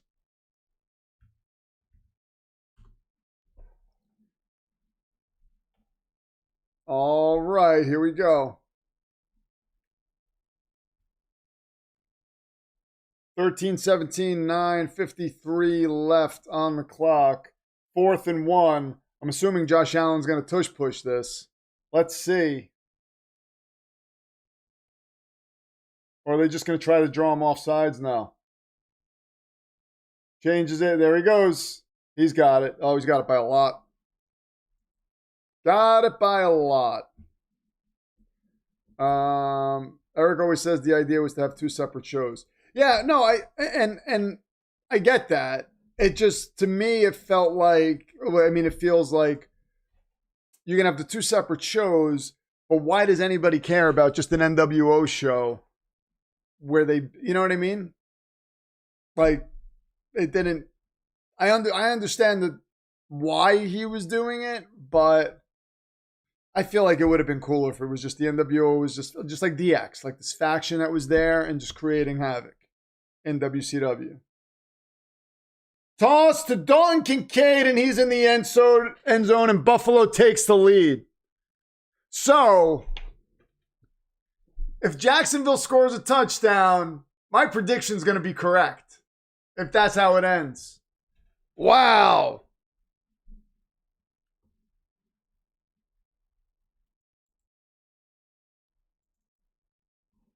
Wow. Unless somebody misses, unless the extra points get mixed. My understanding was that they got greedy and wanted 2 broadcast contracts, but there was not enough fans to support it. Yeah, so they, from what I remember Eric saying was Ted Turner he cleared a spot on Thursdays for another WCW show. And Eric's concern was, well, we don't have, like, we're already doing 3 hours on Monday night when WWE was doing 2 hours. We're already starting an hour earlier, and now you want to do like another however many hours, I think it was like 1 or 2 hours on Thursday. He's like, so now that's 5 hours of storylines that we have to come up with. So he's like, it was going to be hard. So the idea was to split it so that you can kind of split the storylines and have their own separate things. And use the NWO presence to get viewers on Thursday, but it was a tall task. It was a tall task, and then Thunder became like a show where like the lesser talented guys would wrestle. But apparently Eric didn't want to do the 2 shows because he was like, we have all we can handle with Monday night. We're already doing the 3rd hour. Like now we're just pushing it. That's what he says. Well, whether that it was really Ted's idea or not, we'll never know. But how much time is left? I don't know. Let me see.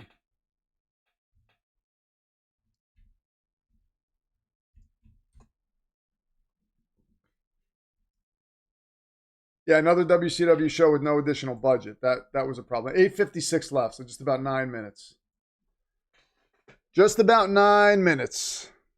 But I liked Bischoff. People have all these issues with Bischoff, blaming him for destroying the NWO, destroying WCW. I don't do that. Bret Hart was supposed to be the face of Thunder. Yeah, but according to Bret Hart, they didn't know what to do with him. So, okay. And again, it's like, what story do you believe? Bret Hart apparently came in and said, I had ideas, and Eric Bischoff didn't want to listen to the ideas. Eric Bischoff says Bret Hart came in and was checked out. And Bret Hart thought he should have been a Canadian hero. And if he had any ideas, he never brought them to me. So, so Bret Hart kind of came in and would just kind of like sit there and not say anything. So, I mean, I don't know who to believe. He does whine a lot. It's hard for me to say that because I love Bret Hart.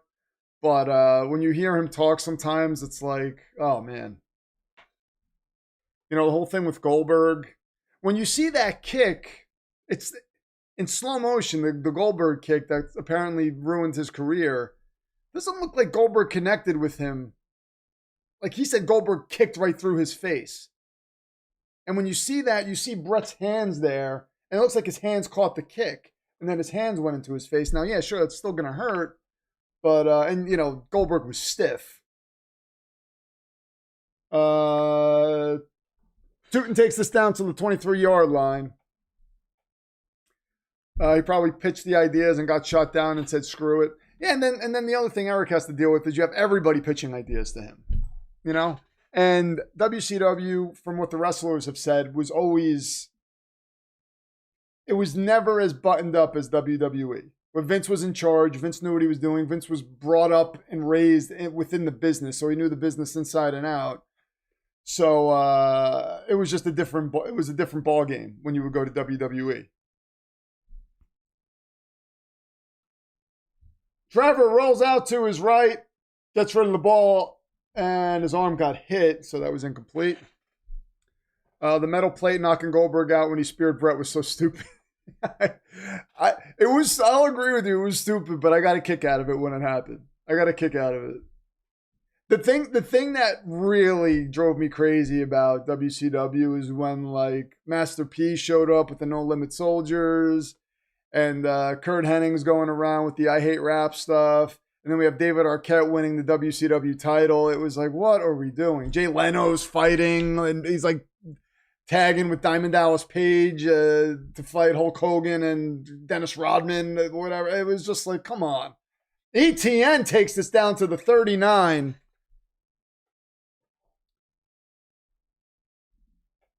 Vince did it his way and no one else's. Hogan wanted it all about him. Yeah, that was the take on Hogan. So I'm going to defend Hogan a little bit because there are guys that will say Hogan wanted it all about him. And I'm going to say, okay, why wouldn't you want it all about you if you're the main guy? Like, I kind of get that in a second. People say that he tried to take opportunities from others, but I don't know that it was so much that ETN goes forward for a gain or two. I don't know that he wanted to take opportunities from...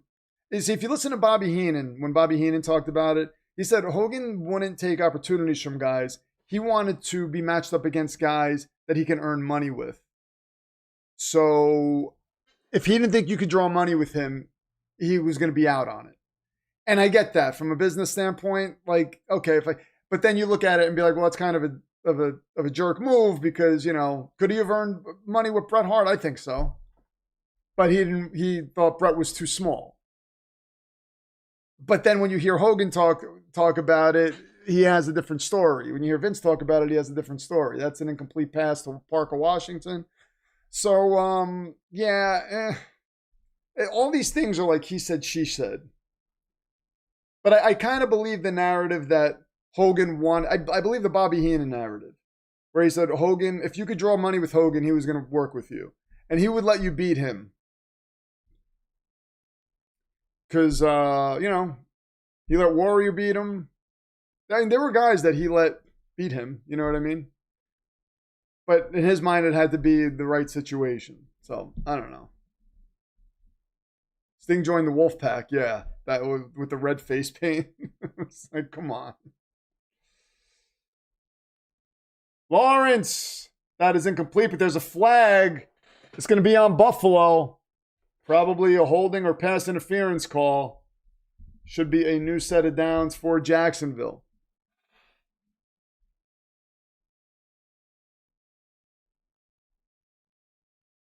Automatic first down. Hogan thought Brett was small, but then did a program with Billy Kidman. Yeah, but that was way later. That was like the Vince Russo WCW days when they were trying to do the new blood thing and everything. So, you know, Hogan wasn't exactly at the top of his game anymore at that point.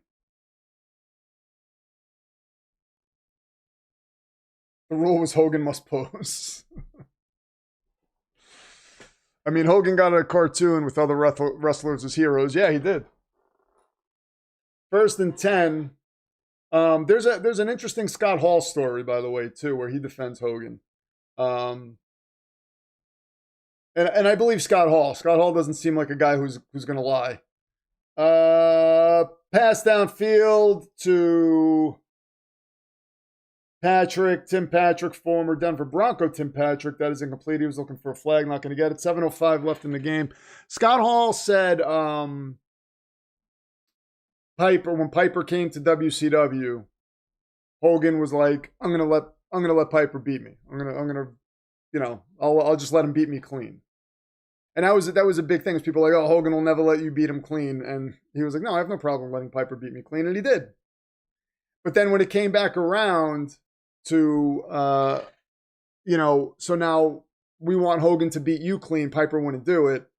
And Scott Hall said he got in Piper's face about it and was like, dude, you're an ass. Like, Parker Washington's wide open, takes us down to the 25-yard line. He said he went up to him and was like, you're a dick. Like, what? So he lets you beat him clean, but then when it comes around to, you give him back the favor, you're not going to do it? Like, it's soft. Scott Hall is a wonderful mind. Yeah. Scott Hall came up with the crow sting idea. Yes. He's like, hey, why don't you just paint your face white, dude? Finger poke of doom was the worst idea ever. Yeah, that was terrible. Parker Washington, 7 receptions for 107 yards. Little trickery with Parker Washington, and he gets about 5 yards. A little end around. I mean, can we talk about this? I got to put the prediction on screen somewhere because this is pretty crazy. This is pretty crazy that we're getting close to that.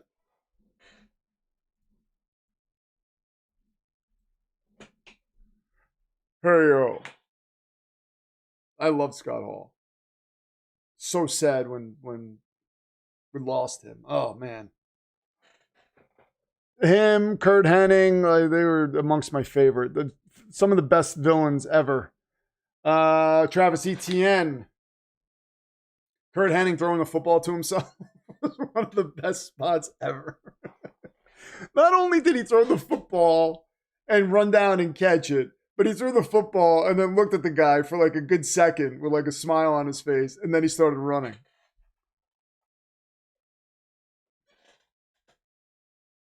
Look at Hogan, HBK. You see, I don't buy that Hogan only wanted one and to go over in that match. I don't buy that because HBK oversold the hell out of Hogan in that match.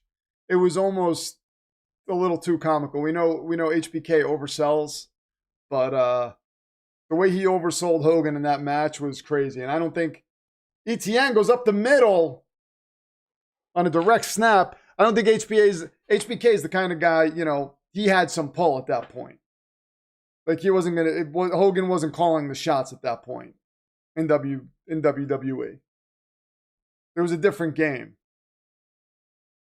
Rock Hogan was a good match, yeah.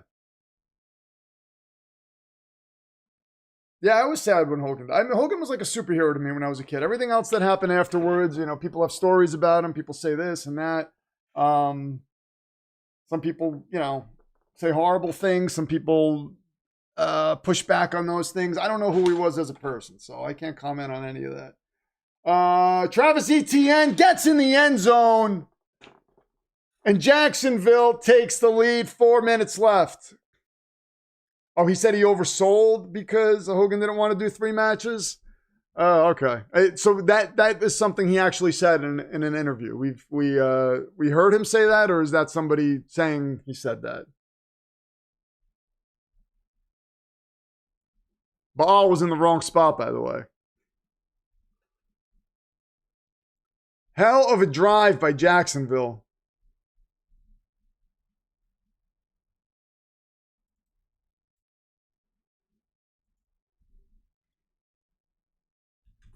We are at 24-20, ladies and gentlemen, and look at that score prediction on screen.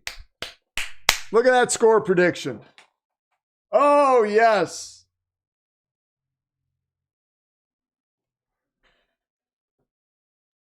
I remember being a kid in the late 90s with the WWE wrestling sheets, all the old school wrestlers, good times, yeah. That's what HBK said in interviews. Okay, I haven't heard that, but I'll take your word for it. Evolution is just another 4 horsemen. Yeah, that's what it seems like they were trying to do. The original 4 horsemen were epic, though. Tully Blanchard, Arn Anderson, Ole Anderson, Ric Flair, J.J. Dillon. If the score holds up, this will not reduce the talk of the future telling device. I know, especially since that whole field goal thing happened before, too.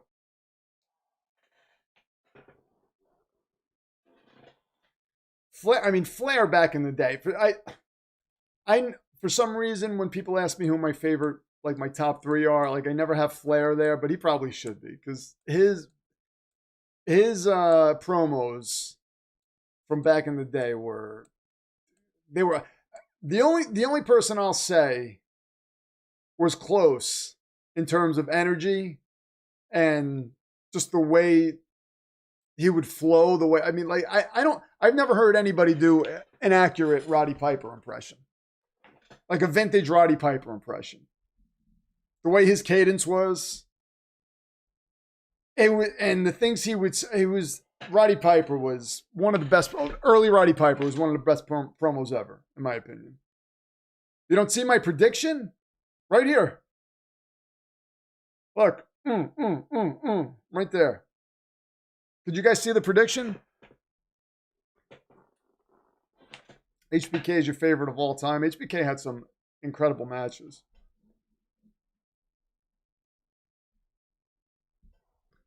Not the original, but the second. I hate Oli. Mongo was a four horseman. Yeah, I did a video on the 85 Chicago Bears, and I did a whole segment on Mongo being in the four horseman. So you're talking about like the Barry Windham version? Was that the second version? Jericho before he became Modern Hogan was one of my favorites. Lionheart Chris Jericho was virtually unmatched. Lionheart Chris Jericho in WCW was incredible.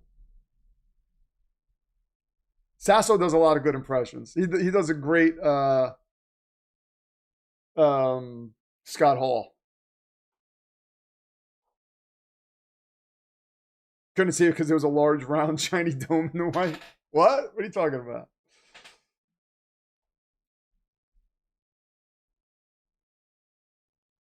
Oh, we got the Duval chant going. I hope this score holds. That would be incredible. I grew up in the Hulkamania era, but as I got older, I started to realize the talent of HBK and stuck with him. Yeah, once you started seeing like the talent of some of these guys, I mean, those matches in the 90s, they were just different than 80s wrestling. But WCW, like AWA, like they always had better matches than WWE. WWE was just more of an extravaganza. Although WWE did have its good share of matches in the 80s. I mean, I'm telling you, one of my favorite matches ever, Macho Man Randy Savage, Ricky the Dragon Steamboat. Yeah, Flair and Dusty were perfection. They were Dusty's promos back in the day were incredible too. And in WWF, man, they ruined it with the polka dots and everything. That was stupid. That was Vince being Vince. Hand off to Cook. We got 3rd and 1 coming up for Buffalo. 3:12 left on the clock.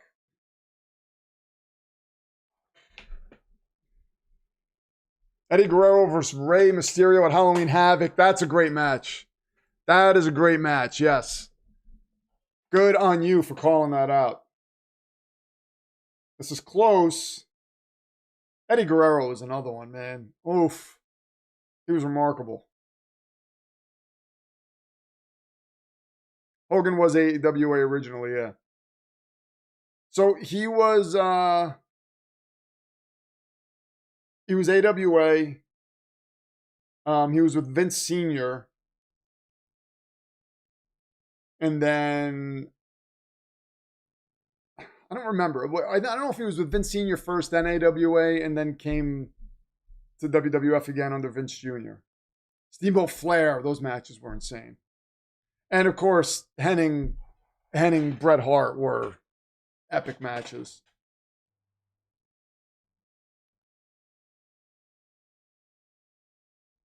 I never remember wrestling, but being a wrestling fan, but I remember you being one. Yeah. You remember the Christmases when I would get the big rubber wrestling guys? So happy. Looks like Buffalo got the first down. Vader versus Ric Flair at Starrcade 93. I have to watch that. I don't think I've seen that one. Yeah, Eddie could put on a 5-star match with Eddie. Eddie Guerrero was fantastic.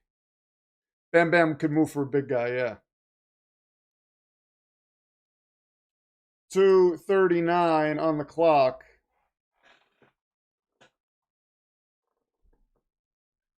I remember when Bam Bam was coming to WWE and it was like, who's going to get Bam Bam Bigelow? I was just shocked that there was a guy with that big with tattoos on his head. I was like, what? Are you kidding me? What a catch by Brandon Cooks.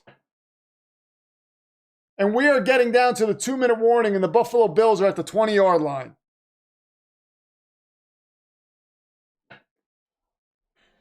That's what it was. He went to do Rocky 3. Vince Sr. didn't want him to do that. He fired him. He went to AWA. And came back after the Sheik won the WWF title from Bob Backlund. That's correct. 60 seconds. I'll be right back.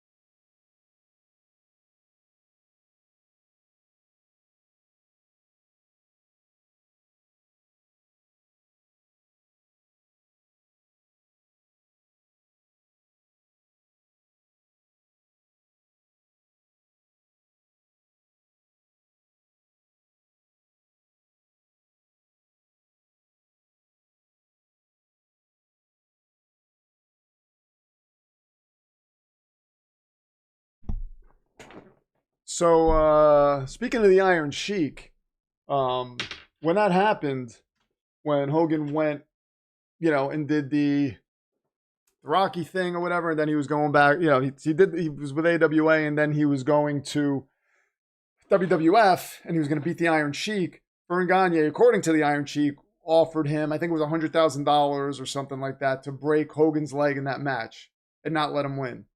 And the Iron Sheik was like, I can't do that because, I'm not going to lie. Like, you know what I mean? Like, he was like, I can't do that. I can't say I'm going to do one thing and then do the other. But the Iron Sheik could have easily done whatever he wanted to Hogan. The Iron Sheik was strong as hell. What are those things called? They look like little bats. But you see these like circus performers like kind of just swing them around. I forgot what they're called. We've seen bodybuilders and all these. There was a video of the Ultimate Warrior trying to like maneuver those things, and he couldn't do it. The Iron Sheik tossed those around like it was nothing. Like the guy was so strong. Please, Buffalo choke, yes. Emily says save the kingdom. Yeah, Flair could put on an hour match with a broomstick. Definitely. Persian clubs, yeah. The Iron Sheik could he would swing those around with no problem. And there are videos of these jacked guys who can't do it. Can barely pick them up. All right, Buffalo at the 20-yard line, 2-minute warning. Both teams have 3 timeouts left. Josh Allen rolls out, gets the ball off to Dawson Knox. That's going to be about a gain of 2. I've never tried to pick up a Persian club, but they look pretty tough to move around. There was one wrestler besides the Sheik who could do them. I never saw that. I'm sure there is, but pretty insane. You saw Sheiky Baby do that in Mid-South? Those are like Mid-South, like those old wrestling videos, man. I could sit here and watch them all day. Pass out to Khalil Shakir. Gets a few yards. We got 3rd and about 4 coming up for Buffalo. 3rd and 4. Buffalo needs to get in the end zone. God, I hope they don't.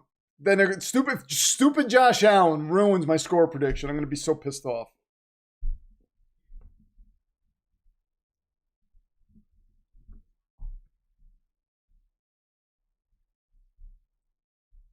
Figured stupid Josh Allen would be pulling something like this. Maniac. Al Snow posts videos of him swinging them, and he's in his 60s. Oh, Al Snow does that? Territory days were amazing for this sort of stuff. Those clubs weighed 75 pounds each. Oh, it was Bob Backlund? Oh, wow. I know Bob Backlund was strong. 1 minute, 16 seconds left, 3rd and 4.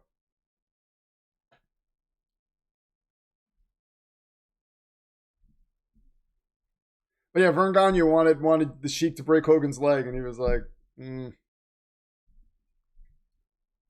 But then later on, he's all like, F the Hulk Hogan. Khalil Shakir cannot get the first down. We've got a 4th and 1 coming up. Oh, they gave him a hell of a spot. They're saying that's a first down. What? Oh, he was a full yard short from what I can tell.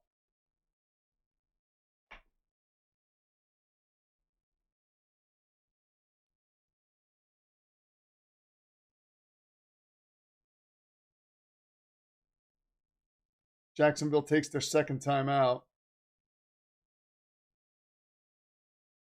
Now he's about a yard short. They have to fix that. Yeah, I like Jim Cornette's podcast. I've listened to him. I hate when he starts getting all political. I'm just like, all right, let's talk about wrestling, man. Yeah, Backlund was kind of before my time. But then he came back like in the 90s for a little bit. This is like 4th and inches right now.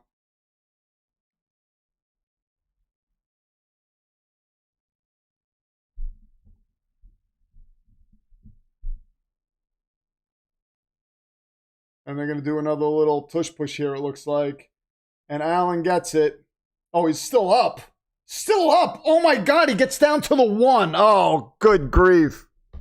Are you kidding me? They're saying touchdown. What? No. Are you kidding me? One official said touchdown. If this stands, it's under review. If this stands, that is a crime. That is a crime against everyone in the world. So call your congressman. That's short. It's got to be short. I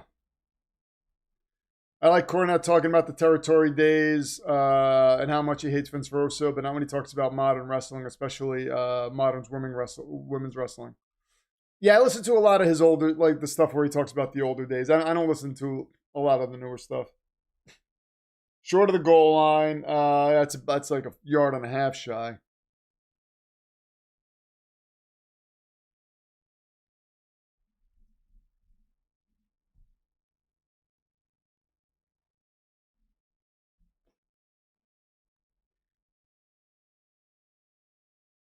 So now Jacksonville will probably take their 3rd time out. We got 1st and goal. We need Buffalo to like botch the snap or something. Derek Hobbs, what's going on? Good to see you.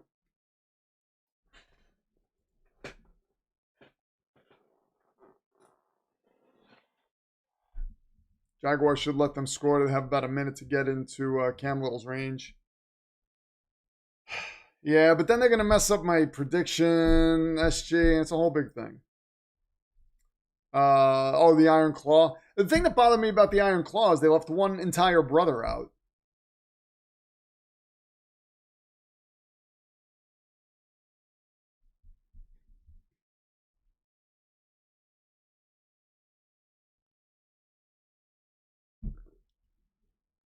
They left like the youngest Von Erich brother out.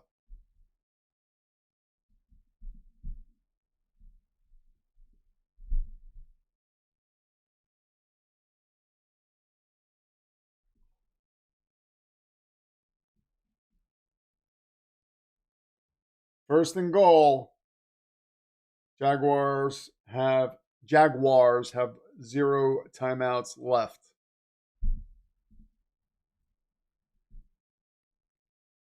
And Allen gets pushed into the end zone, so there'll be a minute 3 left. Jacksonville goes up 26-24. By the way, if we get into field goal range with Cam Little, I am not going to say the thing. Just so you guys know. I'm not going to say the thing. Not going to happen. I can't risk it. I can't risk Buffalo winning this game on some of my nonsense. Josh Allen pulls it off against the Samuel Miller. Not yet. Trevor Lawrence could have some heroics here. I mean, he just needs to get to the Jacksonville 40-yard line, and that's Cam Little's range pretty much. Prater. Maybe Prater will miss this. Oh, no. He puts it through. Did have some movement on it. 27-24. Let's go, Jacksonville.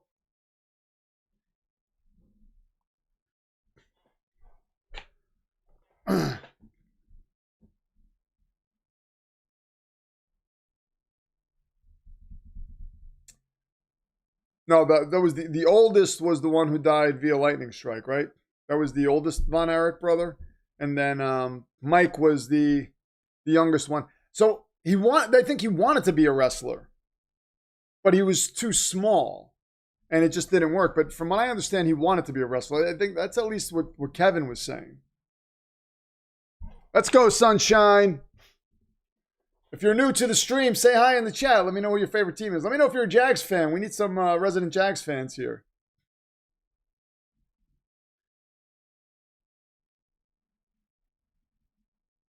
Yeah, there was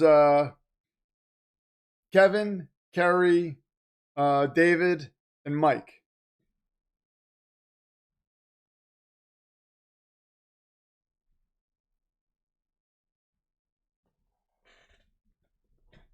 And then the older brother, who was when he was a kid, died. Jacksonville takes us to the 23-yard line. Go Jags, says Red X Power. Chris, there was also Chris, yes. Chris Von Erich. So there was another, yeah, Chris is the brother that they forgot in the movie. Chris is the brother they forgot in the movie. I'm pretty sure Chris is the one that they forgot in the movie. But Mike was I'm pretty sure Chris was very small. I'm getting confused with my Von Erichs. But I'm pretty sure Chris was very small. And that's picked off on a deflected pass. And effing Buffalo is going to win the effing game. No. Tre'Davious White again. He's a menace. No.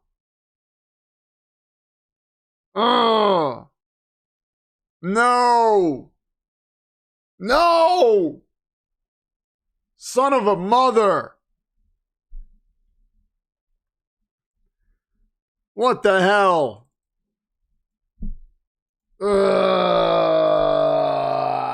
Let me set up the next stream. Oh, God. Oh, I'm going to set up the next stream right now. Jesus. Son of a mother.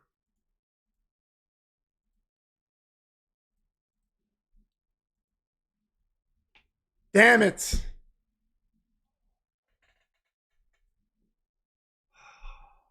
No Dulga's belt. We got to get the Bills belt up with the 4 L's. So that's good.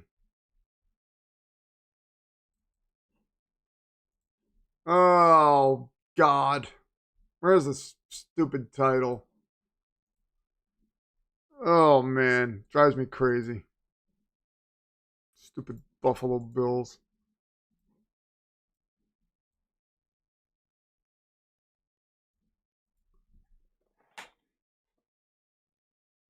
God, I hate it. Green Santa. Oh, man. Let's hope for a Chargers win. Yeah, there's positive news about this Bills win. Nick Wright is in absolute misery now. All the teams he picked lost. Oh, Mr. Demarest is 2-1 right now. God. Final 27-24. All right. I'm going to take about a 20-minute break. I will be back at 4:30 for the Niners-Eagles game. Hope to see you guys then. Thank you to everybody who joined. I will stream it on Facebook too, so keep an eye out on Facebook if you're joining me on Facebook. Thank you to everybody who joined. Thank you to everybody who donated. Mike Causey is the Stream Stop donator. Congratulations to you. Yeah, the Bills with the 4 L's. Damn it, Trevor. Damn it, stupid Josh. We got to see stupid Josh Allen for another week. Playoff brackets destroyed. I was so sure Jacksonville was going to win. Anyway, we'll see you guys in about 20 minutes. Take care. Well, I got to change my screen. Now take care.